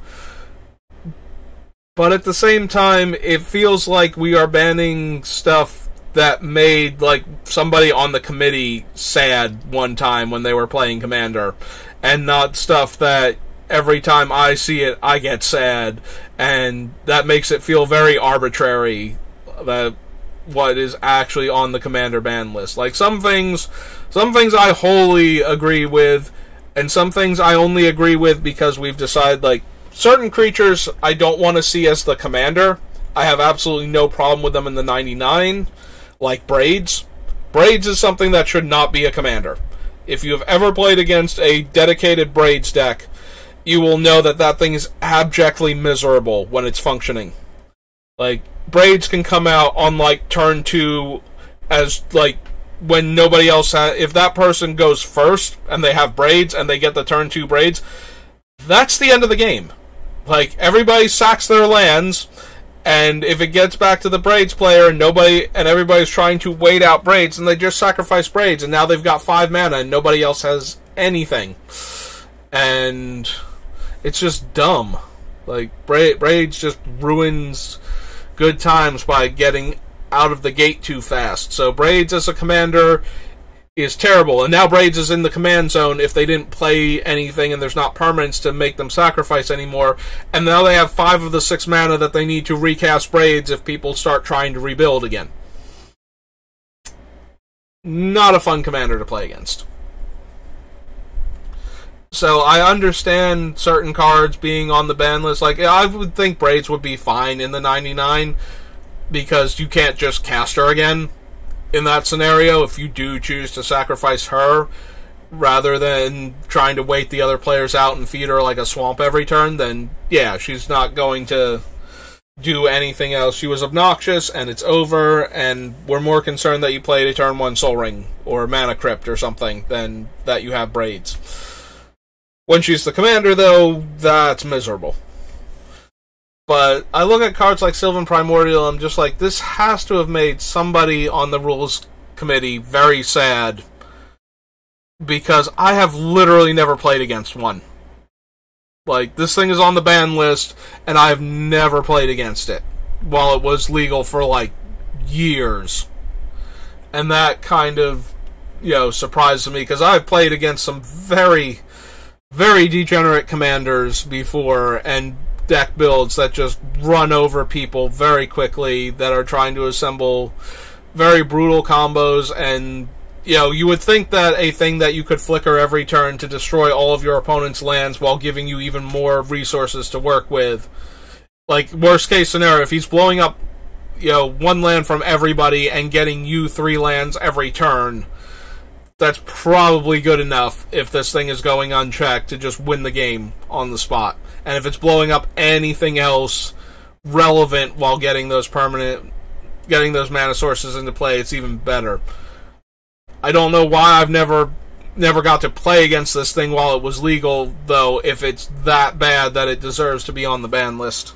Like, I've played against Sundering Titan before it got banned, I'm pretty sure, and that thing was awful. So I'm just really curious why, if Sylvan Primordial, did I just not run into players at any of the places that I played, at any of the points in time where we were doing some fun commander games, where they were just like, no, I run Sylvan Primordial, I get it down, it basically wins me the game every time it shows up. This does not feel like I win the game level that something like Consecrated Sphinx feels like, where if it doesn't die for 1 turn cycle, or if it gets through 2 out of 3 players before it eats a removal spell, it's like, okay, that's fine, I drew 6 cards, I don't care that you killed my 4/6. I don't know.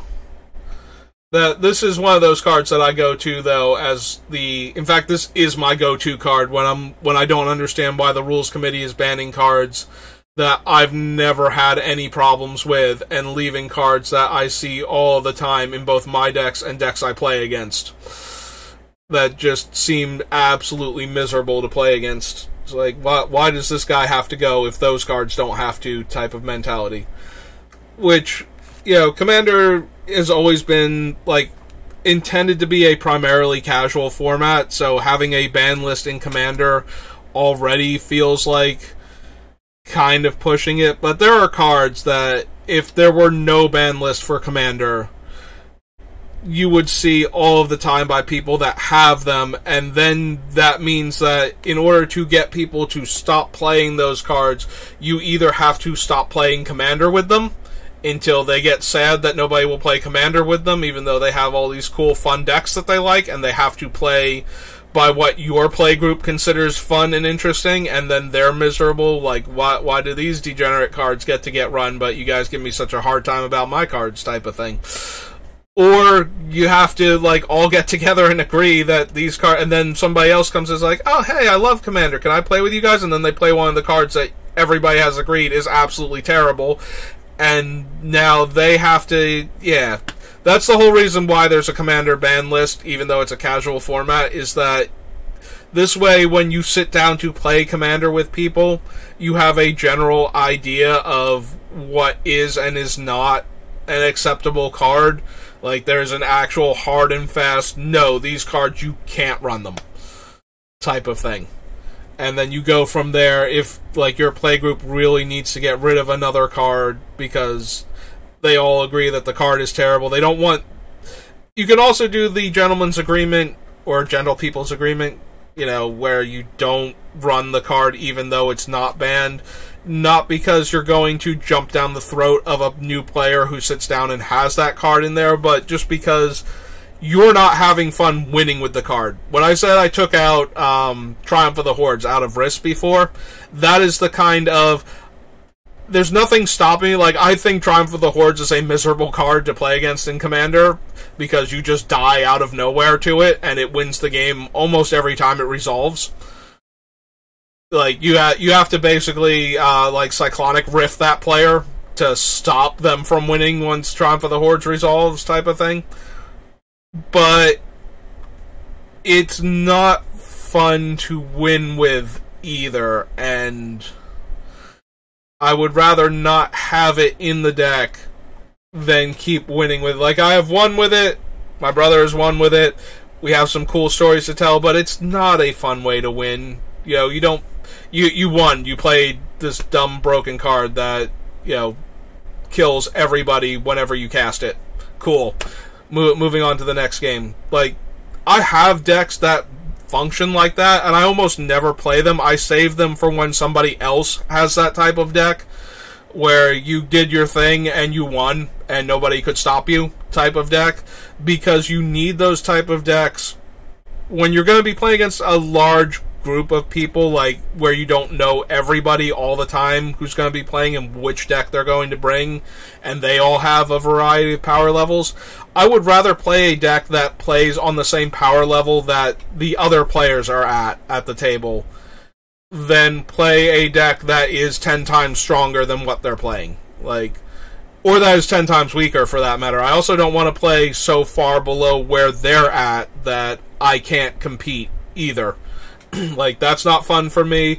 But also playing the decks that just stomp, like, 3 other players at the table because they're all way more casual than the deck that I'm playing also isn't that fun after doing it, like, once. You know, like, if the power trip is nice and all, but now let's get back to actually, you know, playing interactive games where everybody has a chance to win type of thing.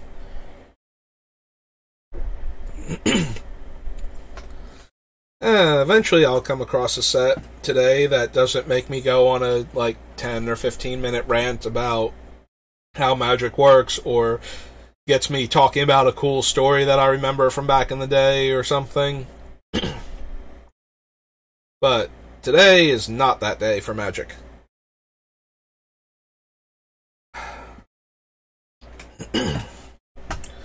More extort creatures. That one can remove counters for black mana, though, so we would... Oh no, it's a tap activate, but I thought that was a little skull there for a second. Enchant land has discard a card, draw a card. If it weren't 5 mana for 10 Street Market, if this was like red and 2 for an enchant land that let me rummage, I might actually consider it as a reusable rummage source. I think we can do better than that, but I would actually consider it. I would put it on the list and then cut it later, once I realized that I had much better options.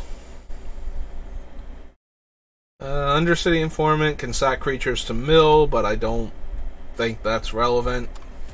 We're not a mill deck, and a lot of commander decks get benefits from being milled, like they have graveyard synergies of some kind, or ways to get things back. So, first strike and blood rushes to give first strike. Battalion gets +2/+0 until end of turn. There's the blood rush death touch creature, but I think we'd rather cantrip for death touch effects rather than just be down a card. It does give us a creature in the graveyard later, but it's a 1/2 death touch. They just won't block it and take 1, and that's not helping. Target creature card from your graveyard to your hand. So, instant speed, green, raise dead. There's the double strike one, and then the 5/4 pig. So yeah, neither of them are particularly what we are looking for. Alright, so that was Gate Crash. So the gift pack had like 5 unique creatures, right? Across the colors, similar to the game night things. Yeah. So dies return to owner's hand. I think most of these got reprinted in commander decks, but we glossed over them because they were reprints. Bronodon attacks, it gets +1/+1 for each land you control. Dies, destroy target creature an opponent controls, and you gain 4 life. Yeah, I don't think any of these are going to make it into the deck. Now, these all have the M19 expansion symbol. Why, with the Baldur's Gate set, did they feel the need to include all of the cards in the commander decks in the Baldur's Gate list? Why can't they be separate even though they have the same expansion symbol? Can we fix that, Wizards? Maybe they did fix that. Maybe that was one of the things that the server update fixed. Who knows? I would very much appreciate it.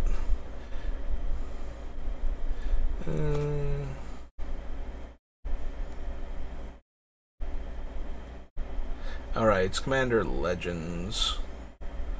Battle for Baldur's Gate, right? Commander... Nope, they are all still one list. Okay. So anyway, getting back to Gate Crash. And then the gift pack, Global Series.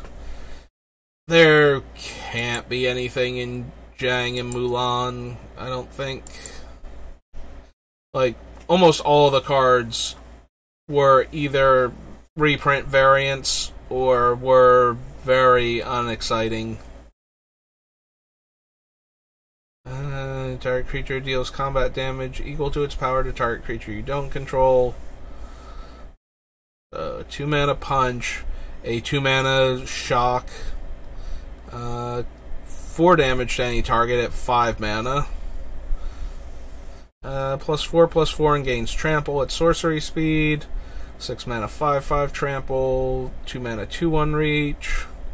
4/4 3/3 flying. Attacks, it deals 1 damage to target creature and opponent controls. Giant spider. +3/+3 aura. Zhang gives +2/+2, -2 makes Mowu, and until end of turn, target creature gains trample and gets +X/+X, where X is the number of lands you control. Search your library and graveyard for a basic land card and a card named Zhang. 3/1. 2/2 gets +1/+1 when it attacks. White Deer. 4 mana tap, gain 4 life. Activate this ability only if you control Yanggu. Creatures you control get +1/+0 until end of turn. And Timber Gorge. Yeah, I was not expecting to find anything in that particular set. But it did have unique cards, so I did want to check it just to be safe. Alright, Guild Kits. Guilds of Ravnica. Oh, and Guild Pact. Alright, so Guild Pact first, then Guilds of Ravnica. Alright, so from one Ravnica block to the previous Ravnica block to, I believe, the third Ravnica block. Whenever an opponent discards a card, Abyssal Nocturne gets +2/+2 and Fear until end of turn. 4/3 Bloodthirst can't be blocked by creatures with power less than it. Bioplasm attacks, remove the top card of your library from the game. If it's a creature card, Bioplasm gets +X/+Y until end of turn, where X is the removed creature's power and Y is its toughness.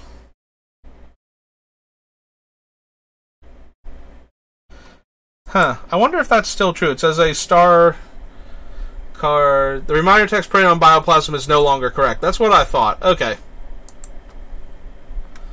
I was going to say, I'm fairly certain they changed that to be characteristic defining abilities. So, Gatecrash to Guild Pact. Not Guilds of Ravnica, Guild Pact. So the reason why I'm looking at this one is it exiles the top card of an opponent's deck. It does do it when they attack, though. That might, you know what, that might not be worth it. I'm thinking of cards that give them control over the top of their library. So, the various, like, Mirage-era tutors and whatnot. But now that I'm thinking about this, by the time we give it to them, they should have, like, unless it's Imperial Seal, they should have the card in hand by the time it attacks, so that won't actually work. And exiling one card off it does exile as opposed to mill, which is more likely to be relevant than milling the opponent.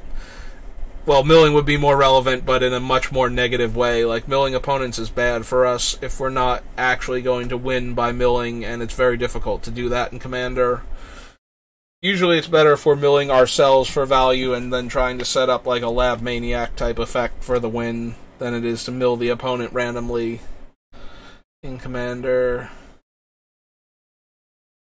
Each creature you control. Yeah. Bloodthirst 1. Target creature can't block Burning Tree Bloodscale this turn. Target creature must block him if able. Burning Tree Shaman is the activated ability one. Yeah. Remove target land from the game. Target creature with flying loses flying until end of turn. Crash Landing deals damage to that creature equal to the number of forests you control. Nope. Exile a card from the graveyard and draw a card. Target player discards a card and haunt things. Enchantment, Crypt Wailing. Remove 2 creature cards in your graveyard from the game. Target player discards a card only as a sorcery. Nope. Flying, can't block. Dousing Gloom deals 2 damage to target creature and you gain 2 life. Non-basic Landwalk. Each land gets +2/+2 as long as it's a creature. Nope. Haunt comes into play, or the creature it haunts is put into a graveyard. Return target creature card from your graveyard to your hand. So, we can't even grab it back and sacrifice it. Not that we wanted to grab this one. I was actually reading for when we get to other haunt creatures that might have abilities we care about.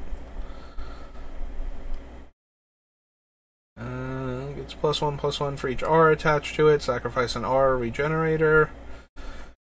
First strike, 4 mana, gets +2/+2 once per turn. Bloodthirst 3.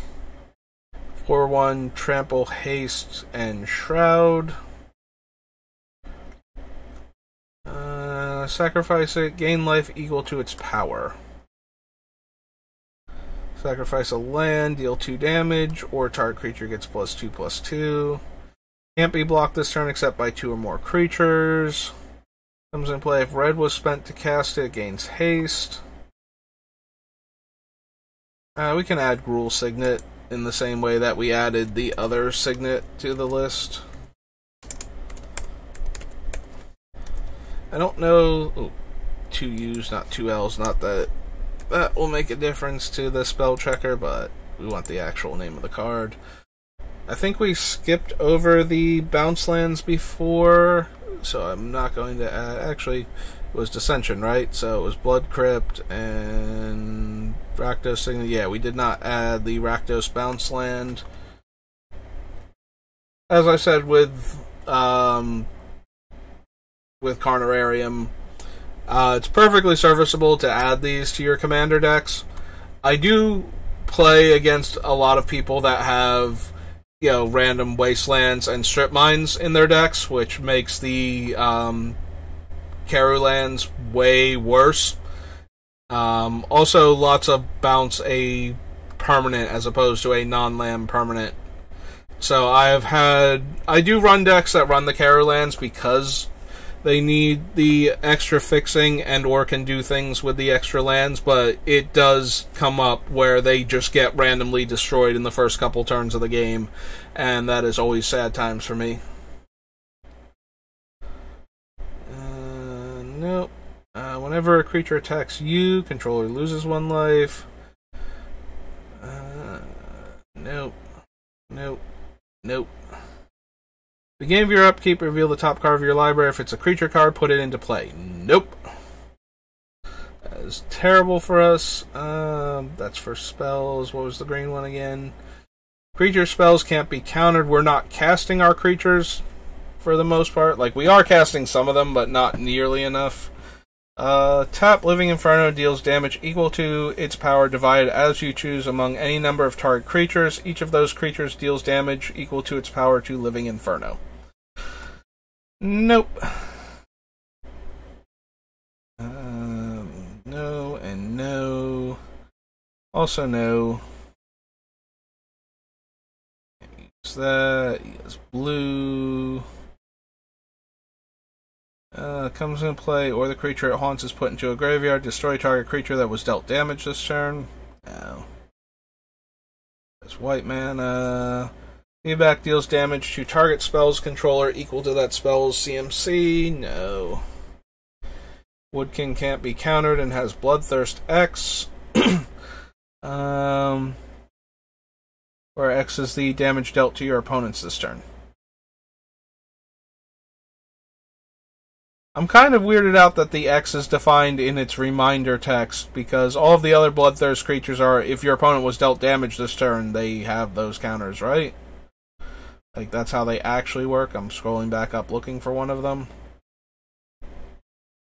The opponent was dealt damage, comes into play with a +1/+1 counter on it. Yeah, so the X should actually be defined in his actual text, not as reminder text. Because that is not reminder text for Bloodthirst. Black, sacrifice a creature. Target creature gets -1/-1 until end of turn. Another creature comes into play. Its controller... Whenever another creature comes into play, its controller loses 1 life. No. If creatures you control deal their combat damage to the defending players though they weren't blocked. Destroy all enchantments target player controls. Bloodthirst and red tap attacking creature. Attacking creatures get +X/+0 where X is its power. So we can do that again on board tricks. I keep not taking the other ones that do similar effects, so we're probably not going to bother with that one either. Nope. Has white in the ability. Deals 1 damage to each player. Sacrifice a creature. Destroy each creature with the same converted mana cost as the sacrificed creature. Excuse me. Savage Twister reprint. Bloodthirst 2 and Trample. Deals 1 damage to target player. Seize the soul. Has way too many restrictions on it, and Haunt was never a great ability to begin with, so no. Shattering Spree is okay as artifact destruction goes. Make your mountains 3/1s. Can't be blocked except by creatures with flying. Can't be the target of spells or abilities opponents control.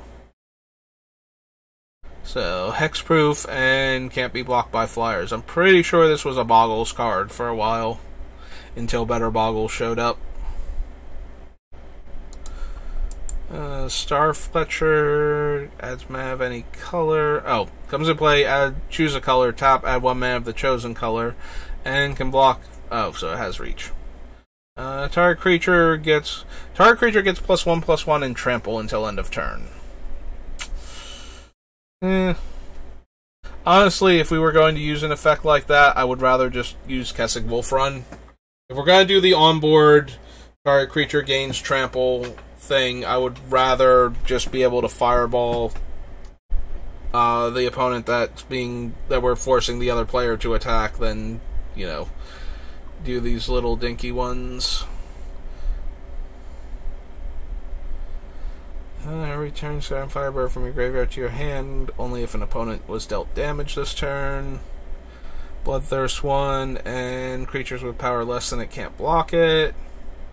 Skybreaker is Bloodthirst 3, and sacrifice it. Deals damage equal to its power to target creature or player. Comes in play, makes 2 bats. Sacrifice a bat, make 2 more bats, sacrifice a bat to regenerate the skeleton. Smog Sea Rider attacks. Each other attacking creature gains fear. Sacrifice a creature, gain 1 life. There's Stomping Ground.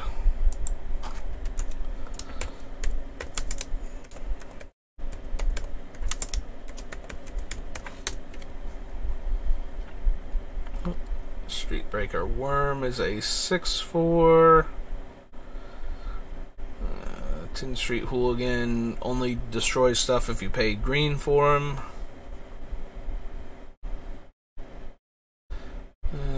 Comes into play with a +1/+1 counter on for each other red creature you control and for each other green creature you control, and remove a counter from it.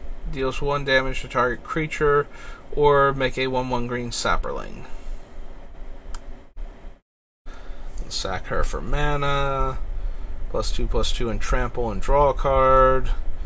Can't be countered. Destroy target artifact or land. No.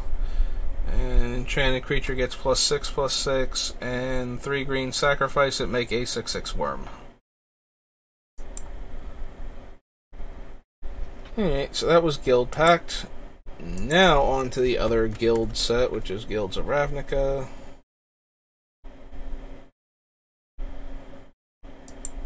Guilds of Ravnica, add and search.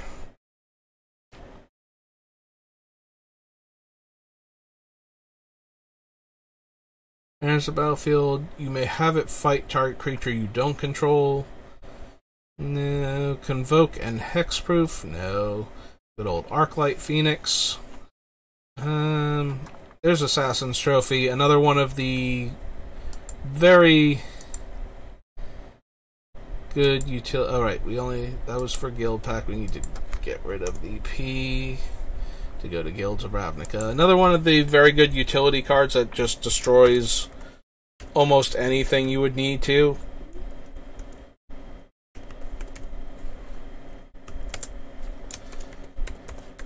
Trophy.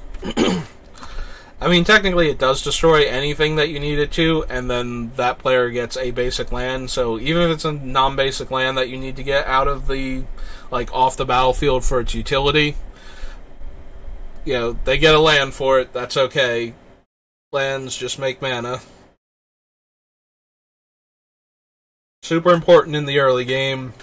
After that, getting your best thing in play replaced with a land, not at all where you want to be at.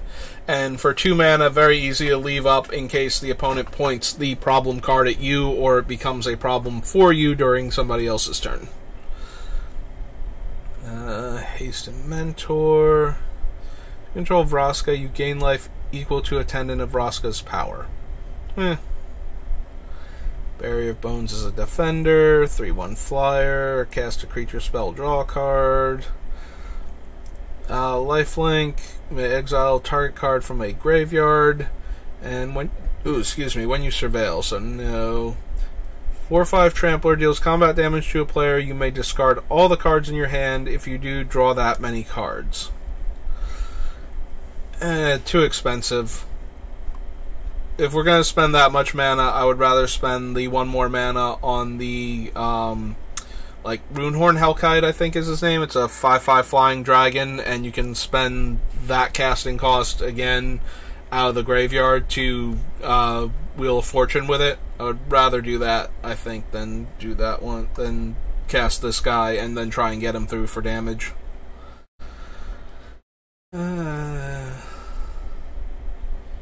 Oh, Bounty of Might was so disgusting in Ravnica Limited. Enters the battlefield, each opponent discards a card. Chamber Sentry has all 5 colors. Trample, at the beginning of your upkeep, exile a creature card from your graveyard. If you do, put a +1/+1 counter on it, otherwise sacrifice it. Yeah, it's not really... It does let us discard creature cards to put counters on it, but then it needs creature cards in the graveyard or we have to sack it, so no. I was thinking for a second, but no, it's still trying to eat the good cards out of our graveyard anyway, so not helping us and not particularly great to give out. 5 damage to target creature. Crushing Canopy, Deadweight, Deadly Visit. No.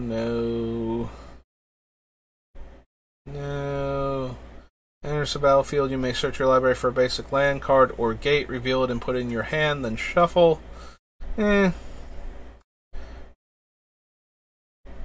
Alright, so Doom Whisperer allows you to pay life to look at the top 2 cards of your deck, and you may put any of them you want into your graveyard and the rest back in any order. So this lets us mill cards from our deck. It is a large, angry, trampling creature, and if we give it away, either the opponent only gets a large, angry trampler until end of turn. Sorry, I'm going to move around in the chair a little bit, and that's going to make it creak. So they only either get the 6 damage, or they start paying life, which, depending on what they do, may or may not benefit us if we can kill them because they're lowering their life total. If we can ambush them once they've committed to paying that life, then maybe it's going to be good for us to give away too. Also, giving it away when we're trying to be friendly is perfectly fine. Like, opponents are paying life to set up the top of their deck. As long as we don't, accidentally give it to a combo deck without realizing it, and let them pay, like, almost their entire life total to find the 2 cards they need to win the game, everything should be fine. Whenever you cast an instant or sorcery spell, it gets +X/+0, where X is the spell's converted mana cost. So we need the opponents to be doing stuff while we're forcing them to attack the other opponents. I don't think that's going to work. Erstwhile Trooper gets +2/+2 in Trample. Activate only once per turn. Experimental Frenzy. Halberdier. Find Finality. Turn up to 2 target creature cards from your graveyard to your hand. You may put 2 +1/+1 counters on a creature you control. Then all creatures get -4/-4 until end of turn. I think we can do better. It does let us get the bullies out of range while killing all of the other 4 and below creatures. And we might possibly want to get... Like, we don't want to get back most of our stuff, but we will have stuff that we wouldn't mind getting back. I do skip over a lot of the things that just return a creature and nothing else, because like, half of our creatures we don't want back. Like, it's not as useless as the ones that, things that let us tutor a creature into the hand or return a creature from the graveyard are not as useless as the ones that put it directly into play from, somewhere else, or give us the option to cast it from exile or something, where those effects are actively bad and we don't want them. But I'm still mostly avoiding that type of effect unless we've got something else going on with the card. Or unless I get to the point where it's just like, oh, right, we probably do want to be able to buy back, like, something at some point in time. But I think we'd rather have, like, either Eternal Witness, which can get back our spells also, or Regrowth or something like that, or we want cards that do more than just give us back like one of our dead creatures.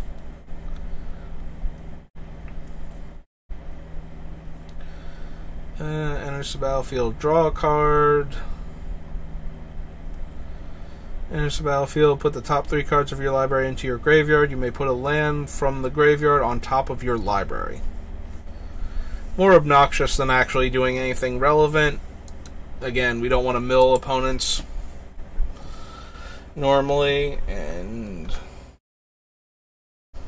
this does, something like this does let us mill them when they tutor, but I would rather when it comes to play, it exiles the top card of the deck without giving the opportunity to cast it, just like eats a card or two off the top of your deck. And those type of effects are pretty rare because they're not there's no way to turn that drawback into a benefit the way self-mill does.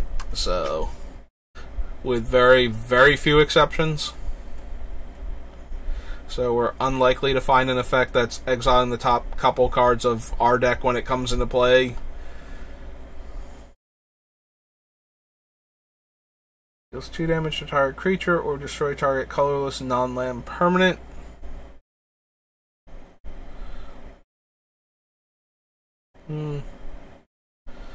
Smith attacks. Creatures with Defender can't block this turn. Finebroker enters the battlefield. Return target permanent card from your graveyard to your hand.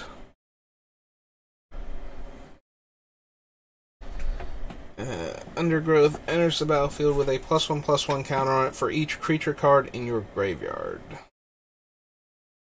The Defender. You control deals damage equal to its power to target player. Choose a creature with CMC 1, and then we do 2 and 3, right? And then return them to the battlefield? No. Multicolored creatures get a +1/+1 counter. Hatchery Spider. When you cast the spell, reveal the top X cards of your library, where X is the number of creature cards in your graveyard. You may put a green permanent card with converted mana cost X or less from among them onto the battlefield. Put the rest on the bottom of your library in a random order. It is only a cast trigger, but I don't think we care enough about it. Like, we could get the effect, and then we could give out, like, a large creature, but it's a 5/7 with no evasion. So, probably not.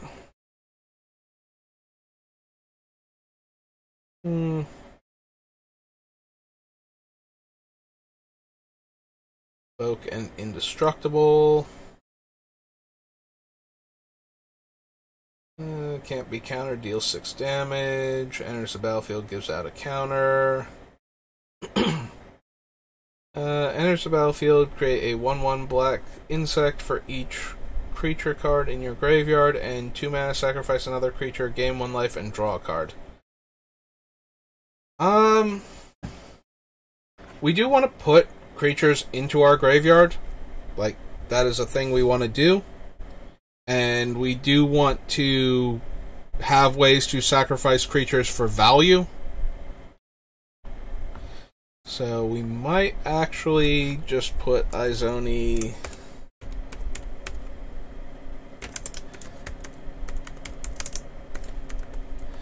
That's a hyphen for Thousand-Eyed. Onto the list as one of our options as a way to sacrifice creatures for value after we grab them back.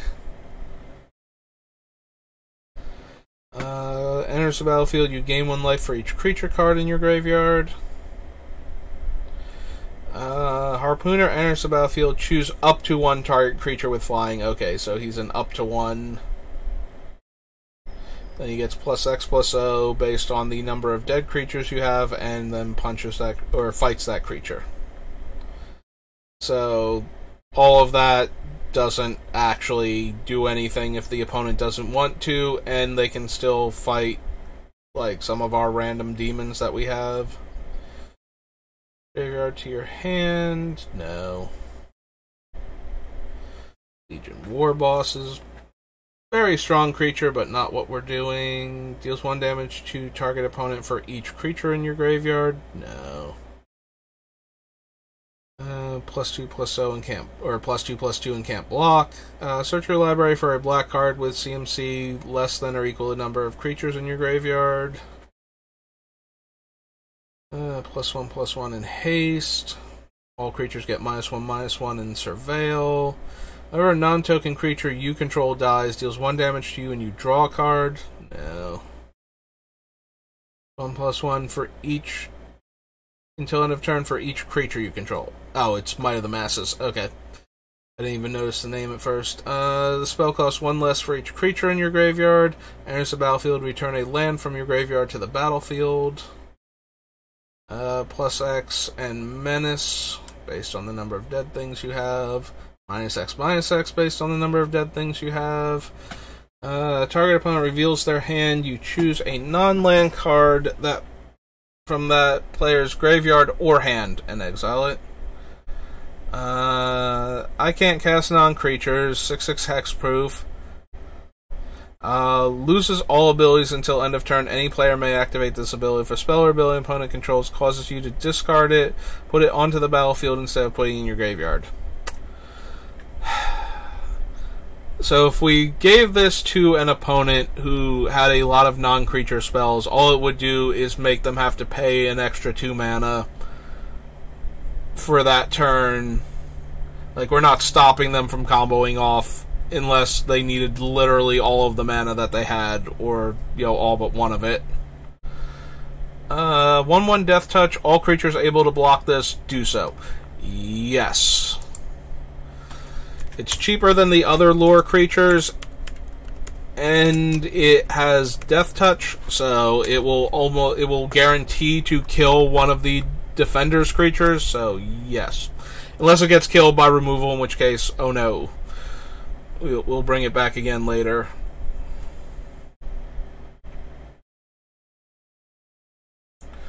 Convoke and prevent combat damage.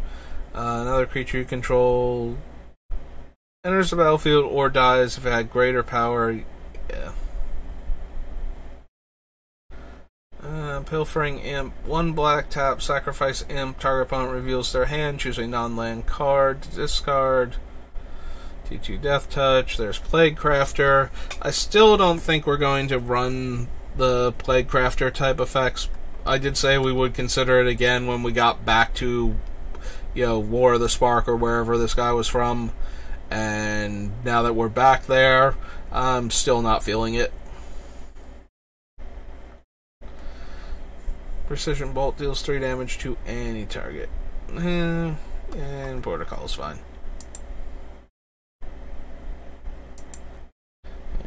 Expansion.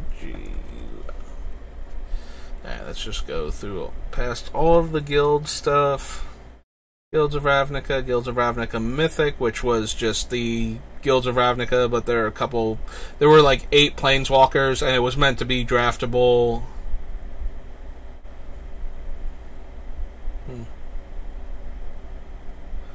Oh, did we somehow... Yeah, Mythic Edition. We managed to scroll through the name that was cut off. Okay, Historic Anthologies are all reprints. And that will bring us to Homelands. Quite possibly the worst actual Magic set ever printed.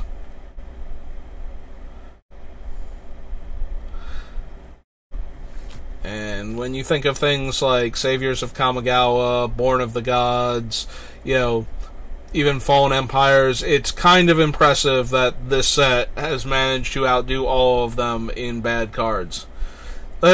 Here, just for fun, so the first 2 cards that come up, Alaban's Tower is red and 1 for an instant. So red and 1, instant, target blocking creature gets +3/+1 until end of turn. Because, red is known for its defensive nature and its willingness to protect its own creatures, and to ensure they win combat when blocking for you. Follow that up with Ambush. All blocking creatures gain first strike until end of turn. If you started with Homelands, you get some really weird ideas about what the colors in Magic are about, just from these 2 cards. Like, your idea of red has already been skewed pretty bad. 5 mana, 3/1 first strike, haste. Might be one of the better creatures in this set, honestly. Certainly in red. Tap, target Minotaur gets +1/+1 until end of turn. 4 mana, 2/3 first strike. Actually, I take that back. Anaba Shaman might be one of the best cards in the set, as it is a Prodigal Sorcerer. It's 4 mana to give it an extra +1/+1, but then it has red in order to do its damage, but that still might be one of the best creatures in this set. All Minotaurs get +1 power. Has toughness equal to 1 plus the total number of green creatures in play. Gain 1+ star life instead of X, because we can use stars instead of X's as numbers in spells. I mean, we're just going to go with it at this point. 1+ star life, where star is equal to the total number of green creatures in play. Land that taps for colorless, and you can have it make green, white, or red. You can have it make green by tapping 1 and tapping it, or 2 tap, add white, or 2 tap, add red. This is our tri-land fixer from Homelands, and there's one for each of the allied color triomes. Choose a creature type. Creatures of that type don't untap during their controller's untap step, because red, also known for hating on tribal decks and stopping creatures based on what they are and not their toughness.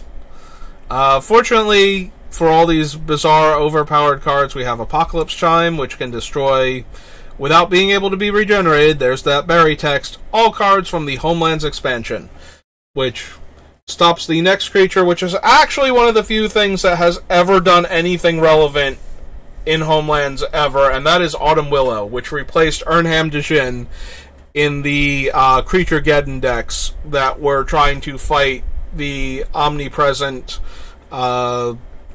Necropotence decks at the time. She has Shroud, but you can pay green and choose a player to allow that player to target her. So you can pay a green to transform her Shroud into hexproof or into reverse hexproof, where your opponent can target it if you wanted to do that for some reason. Like, they had a negative effect and they had to target a creature if able, and you wanted to allow them to do that. Because there were quite a lot of negative effects back in the day. You know, just think of Urnham Djinn, where it has to give out Forest Walk. You could allow your opponent to target her if you weren't worried about their Swords to Plowshares, and force them to give her Forest Walk, and let her Forest Walk all over them. I believe you could actually do that back in the day, even though Urnham Djinn targets and is an upkeep trigger, and she wouldn't be a valid target at the time that it went on the stack. But I think the wording was slightly, like, the function of upkeep triggers was slightly different back then, and you could have actually done that. Super popular, but, you know, very ineffective. Baron Sengir, with his awesome Pete Ventnor's artwork, being a larger, more powerful Sengir vampire, and had the ability to regenerate. Although he is not a vampire until later on, when he got errated to be a vampire, and his tap to regenerate a vampire became another target vampire to make up for that. Yeah, tap to regenerate another target vampire, and he is himself a legendary creature, Vampire Noble.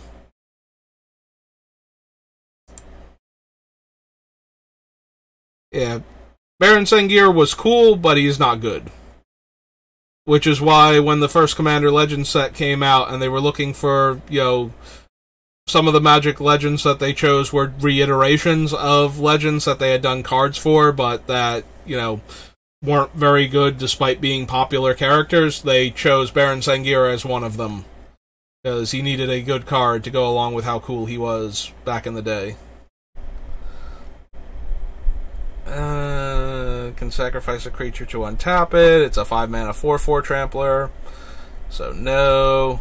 Bury target non-artifact attacking creature and put a shadow token into play. Treat this token as a black creature with power and toughness equal to the power and toughness of the attacking creature, and bury the shadow token at end of turn.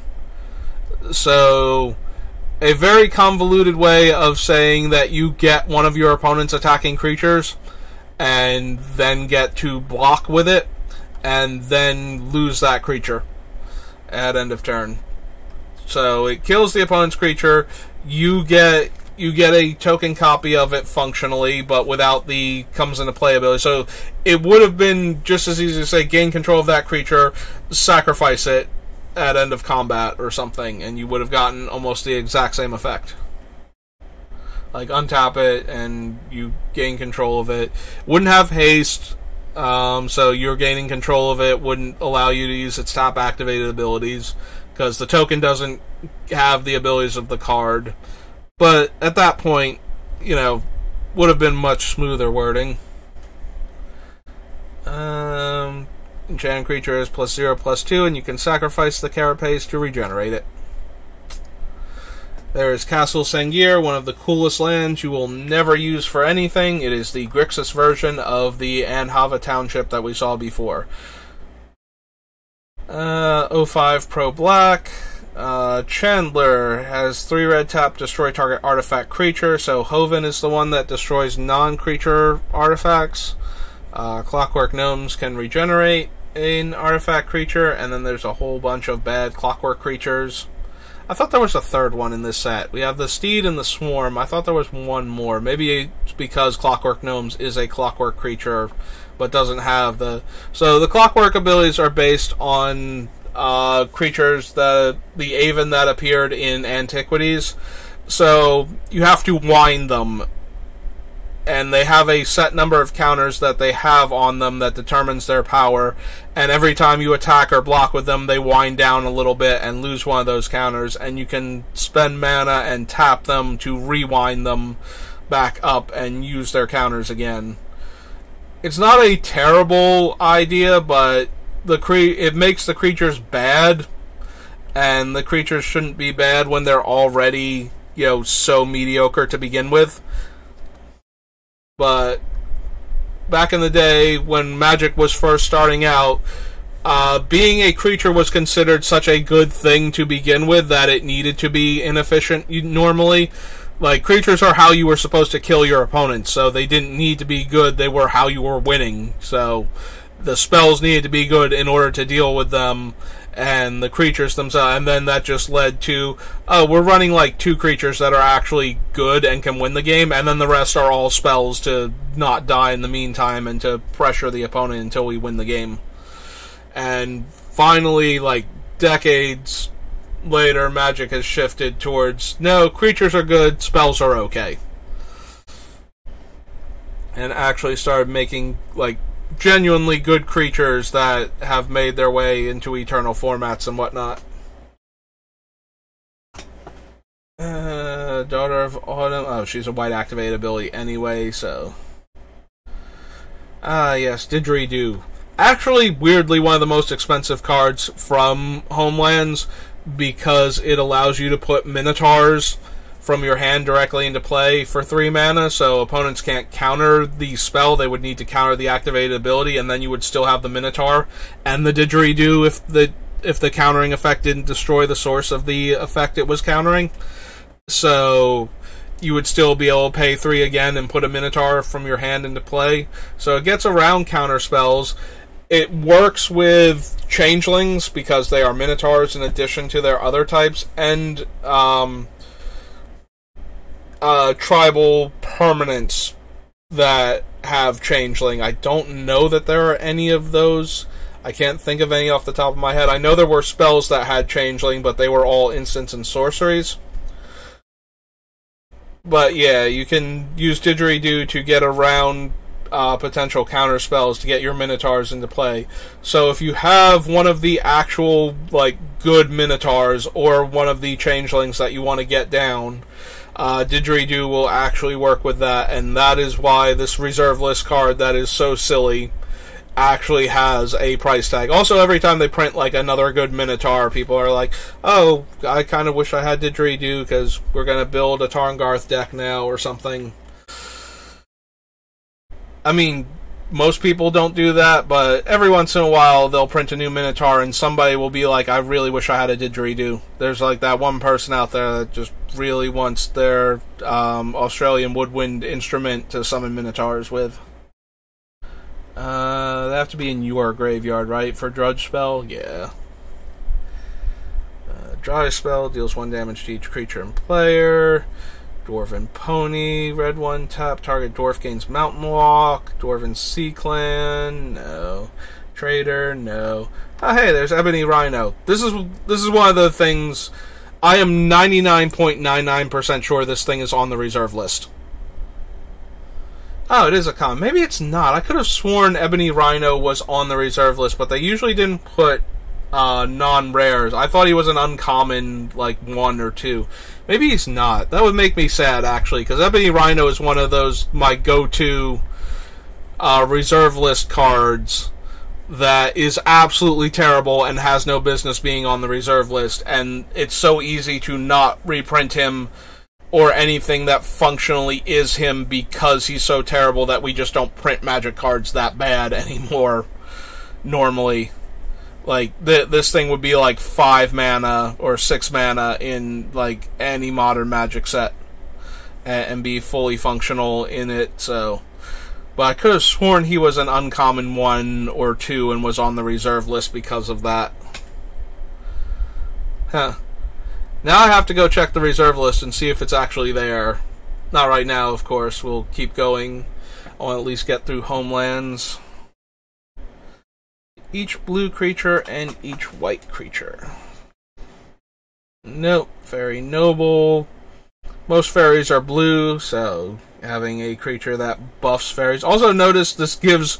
The base stat is +1 toughness. He has to tap to give +1 power also. And like, you couldn't have just... It's already a 3 mana 1/2. It does buff itself though, so technically it's a 3 mana 1/3. Oh no, wait, he's a noble, so he would give other fairies. He falls into the Lord category. It's 4+0. Pharaoh's Ban. Pokemon Hava. So many things that care about if you block in this set. Very few things that care if you attack, though. Target creature leaves play. That creature's controller sacrifices a creature he or she controls. Ignore this effect if that player controls no creatures. So yeah, Funeral March was you attach it to one of your opponent's creatures, kill that creature, and then they have to sacrifice another creature. Or you can just play Diabolic Edict and make them sacrifice the creature anyway. You know. But Homelands had to be terrible. Attacking does not cause Ghost Hound to tap. If assigned to block any white creatures or white creatures are assigned to block it, Ghost Hound gains first strike on your 1/1 for 2 mana. Grandmother Sangir. Black 1 in tap. Target creature gets -1/-1 until end of turn. Greater Werewolf. At the end of combat, put a -0, -2 counter on all creatures blocking or blocked by Greater Werewolf. Yep.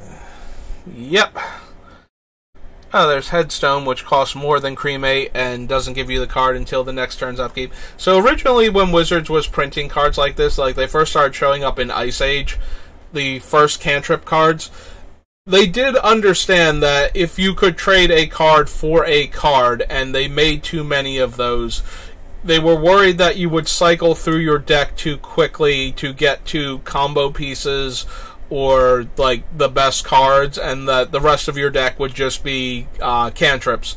So they wanted to stop you from being able to do too much in one turn by having all of them not let you draw until the next turn.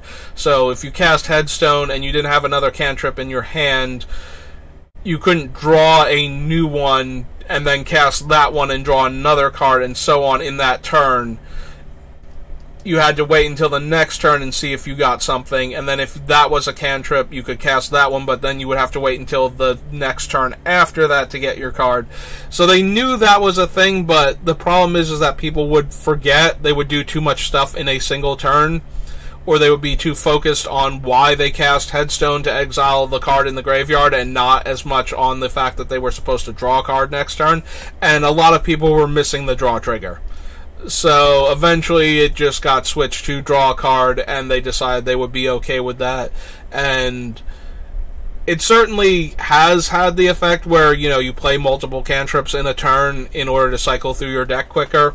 But that just became a thing that you did in Magic. And, aside from formats like Legacy and Vintage, where you can chain together dozens of spells in a single turn in order to set up things, it didn't super disrupt the game, and it actually allowed it to play. It gave you, minimal effects on cards, but you could draw a card to replace them, so you would run them occasionally if the first part... if it's a Graveyard Matters theme, and you have a card that exiles a card from a graveyard and draws you a card, that's probably making it in your main deck, or at least your sideboard, for, limited formats, and possibly even constructed formats, depending on what the graveyard deck looks like. 4 mana, 2/2 first strike. Tap to have a dwarf gain +2/+0 and first strike. If that dwarf leaves play this turn, bury Heartwolf. Use this ability only when attack or defense is announced.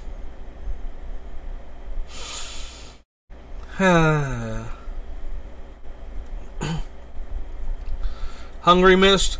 Actually an efficient creature for what at the time was. So 4 mana for a 6 power creature, and all you have to do is pay 2 green on your upkeep or you lose it, and it only has 2 toughness.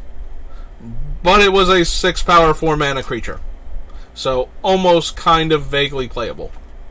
Ijin Shade, one of the actual cards from the set, similar to Autumn Willow, is a 6 mana 5/5 pro white. So the 2 decks that were all over the format were a mono-black deck and a white-green deck.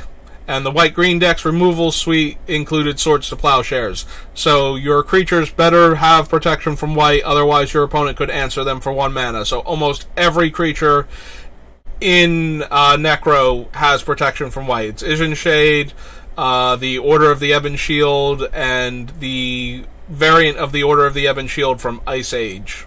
Or Ebon Hand, sorry. Order of the Ebon Hand and Knight of Stromgold, I believe, are the 2. They are both the same basic creature. They are 2 mana 2/1 with protection from white that can pay a black to gain first strike and pay 2 black to get +1/+0. And then the white decks were running the white creatures similar to Black Knight and White Knight. Oh, of course, Mono Black also ran Black Knight itself. And the white decks were running White Knight and the Order of Leetbeer and the Order of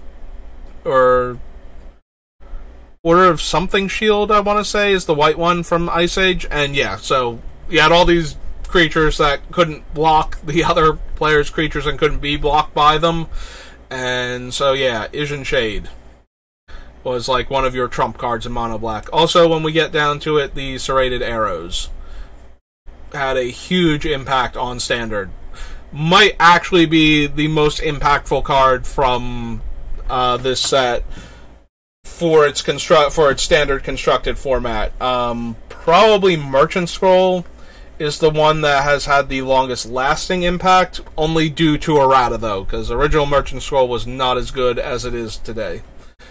White enchantments and green enchantments cost an additional 2 to cast. Target creature gets -0/-1. That creature can't be assigned to block any creature with power greater than or equal to the toughness of the creature Ironclaw Curse enchants. There's Hoven, who destroys a non-creature artifact, and his Adorable Ferrets. If declared as an attacker, Hoven's Ferrets gets +0/+2 until end of turn. At end of combat, tap any creature that blocked it. Those creatures don't untap during their controller's next untap step. I mean, not the worst for a 1-mana creature back then, but still. Target creature cannot be blocked except by walls until end of turn. It's a 6-drop and 4 to activate. I think we can do better. I hope we can do better. We need to do better. We must do better than this. During your upkeep, tap target untapped creature you control or bury. Yeah, you used to bury things instead of sacrifice them. Nowadays, in fact, I'm almost certain all of these things that say or bury it have become or sacrifice it. No creature can attack you unless its controller pays an additional 2 whenever that creature attacks. So here is a black enchantment that has the same effect as Propaganda. A white-blue effect.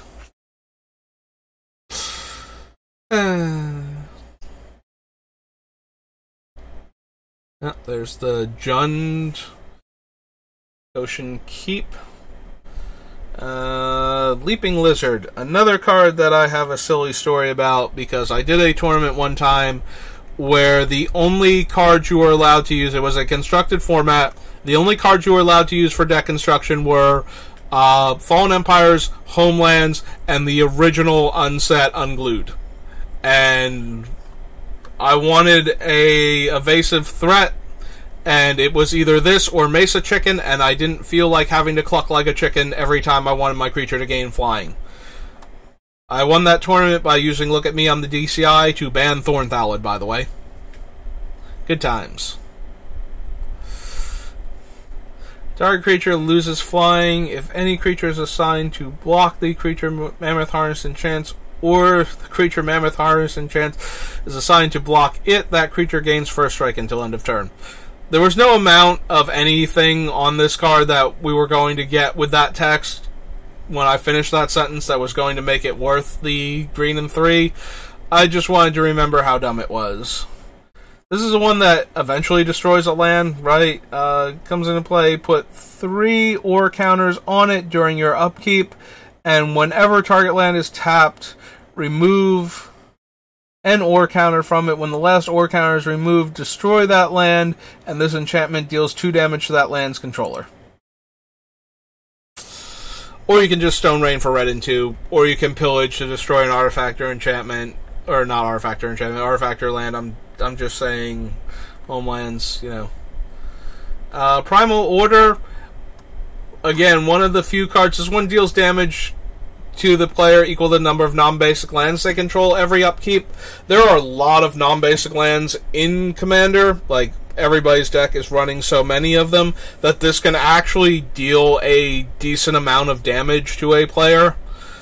And since you know it's coming, you can play around that. It also doesn't stop them from casting their spells, unlike, say, Back to Basics or the Blood Moon, where they just suddenly can't use their lands for the colors of mana that they wanted or use them at all. So this one tends to get you less hated on than if you run one of those cards. But it's still a 4-mana enchantment that's just dealing damage to opponents based on the number of non-basic lands they control. So I had it in my Rorik Thar deck back when he used to have a sub-theme of caring about hating on non-basic lands, for the reason that it allowed him to hate on them without, you know, locking players out of the game because of their mana base. But, like most sub-themes, that one lasted a lot longer than almost any other sub-theme I've put into any other Commander deck as I'm building it. Sacrifice a land, search your library for a basic land, and put it directly into play. Does not count towards your land. Draw a card at the beginning of the next turn's upkeep. Yeah, no.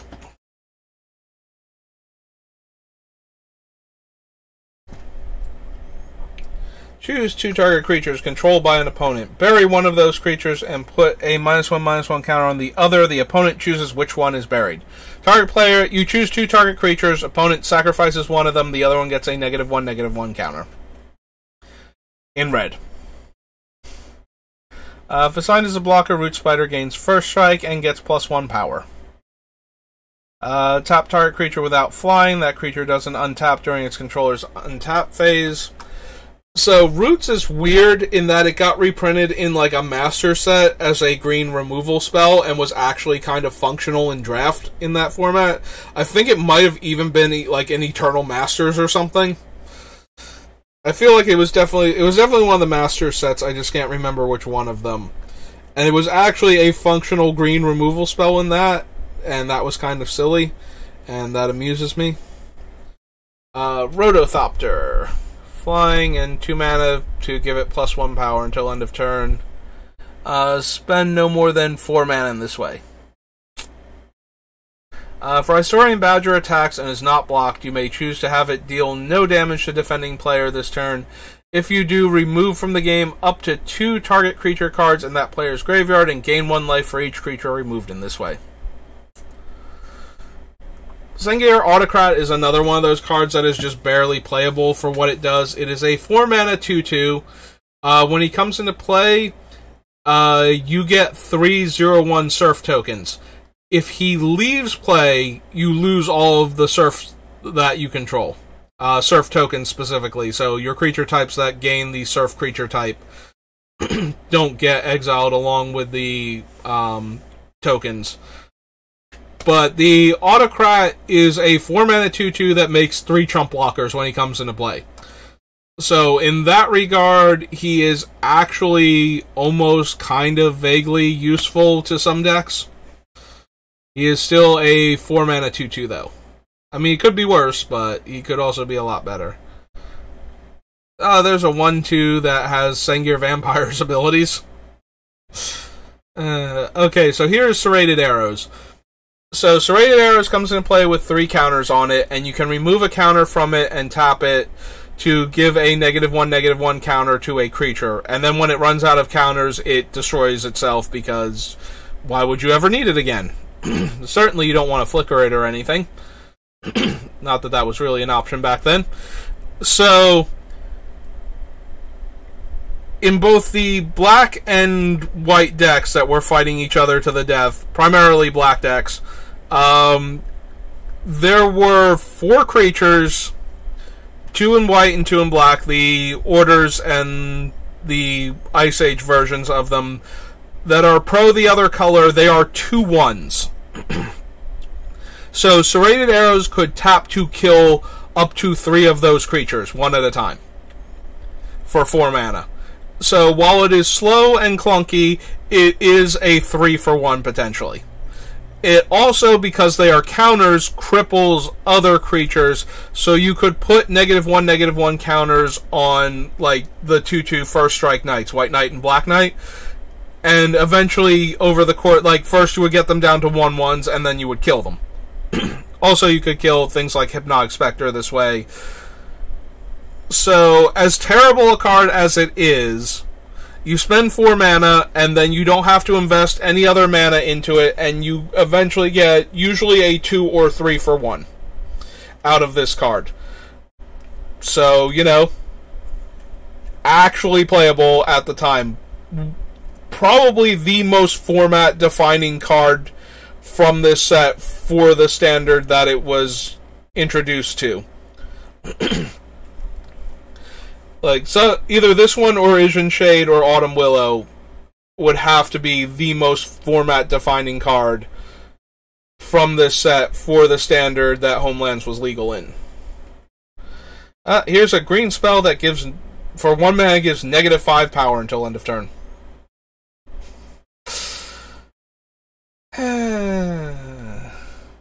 Oh, Homelands. Actually an efficient creature. Only good if your opponent is playing black, but thanks to Necropotence, a lot of players were playing black.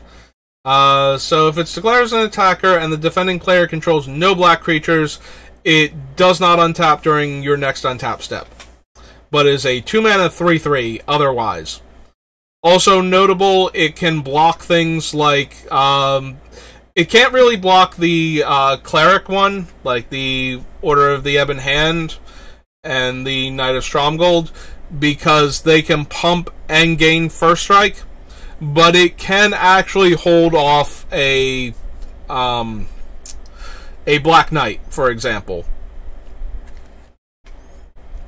Didn't see much play, but I believe saw a little bit of play simply because it was big enough to interact with Black Knight, and in the mirror matchups interact with White Knight, if, you know, just as a 2-mana blocker that holds it off. Tamaran Fiends, I believe this was the last card ever printed that cared about Anti. Probably for the best. Like, Anti is not fun. You do not want to gamble as your cards continue to increase in value. At the time, they thought it was Anti was actually built into the rules. You automatically antied a card by default when you played Magic, so that was how they intended you to gain and lose new cards randomly that other players, you know, thought were worth playing with. And that was how you would trade cards back and forth as part of the game. That was intentional. You were supposed to gain and lose cards over time to other players, so that way your deck would have to change and evolve, even if you weren't adding new cards any other way. But nobody liked it. Like, it was a miserable thing to lose your card to somebody who was better than you, and, you know, if you lost too many times, your deck just dwindled until you didn't have anything. Like, you're not forced to trade the cards, you are forced to give a card away to somebody else every time you lost. And that is a downward spiral as your deck gets depleted of its good cards, you know, can't recover, and eventually you develop a, you know, miserable association with the game where every time you play it just gets worse and worse for you. So yeah, they got rid of Anti. And that is definitely for the best.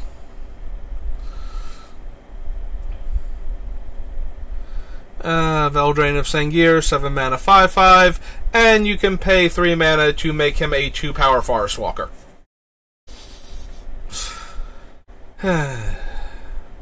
There's our 2 mana flying green creature at common, because, you know, green, all about them flying creatures. Here's Willow Priestess, another one of the fairies. This one can tap to put a fairy from your hand onto the battlefield. And you can spend 3 mana to have target green creature gain protection from black until end of turn. Unfortunately, that is way too expensive, and this is already a 4 mana 2/2, so this did not catch on as a way to stop the mono black decks from, you know, ruling over standard for months on end. Target opponent calls heads or tails while the coin is in the air. If the flip ends up in your favor, deal 1 damage to each creature and player. Otherwise, each player draws a card. I mean, at least it's dealing damage, so I guess that's kind of red. Oh, Homelands, you were so terrible. Okay, well, we have made it through Homelands. I don't know why I'm scrolling all the way back up. We can just go back here. So our next set, when we resume next time, is going to be Hour of Devastation. Okay, so we had to stop for server maintenance last time, but stopped.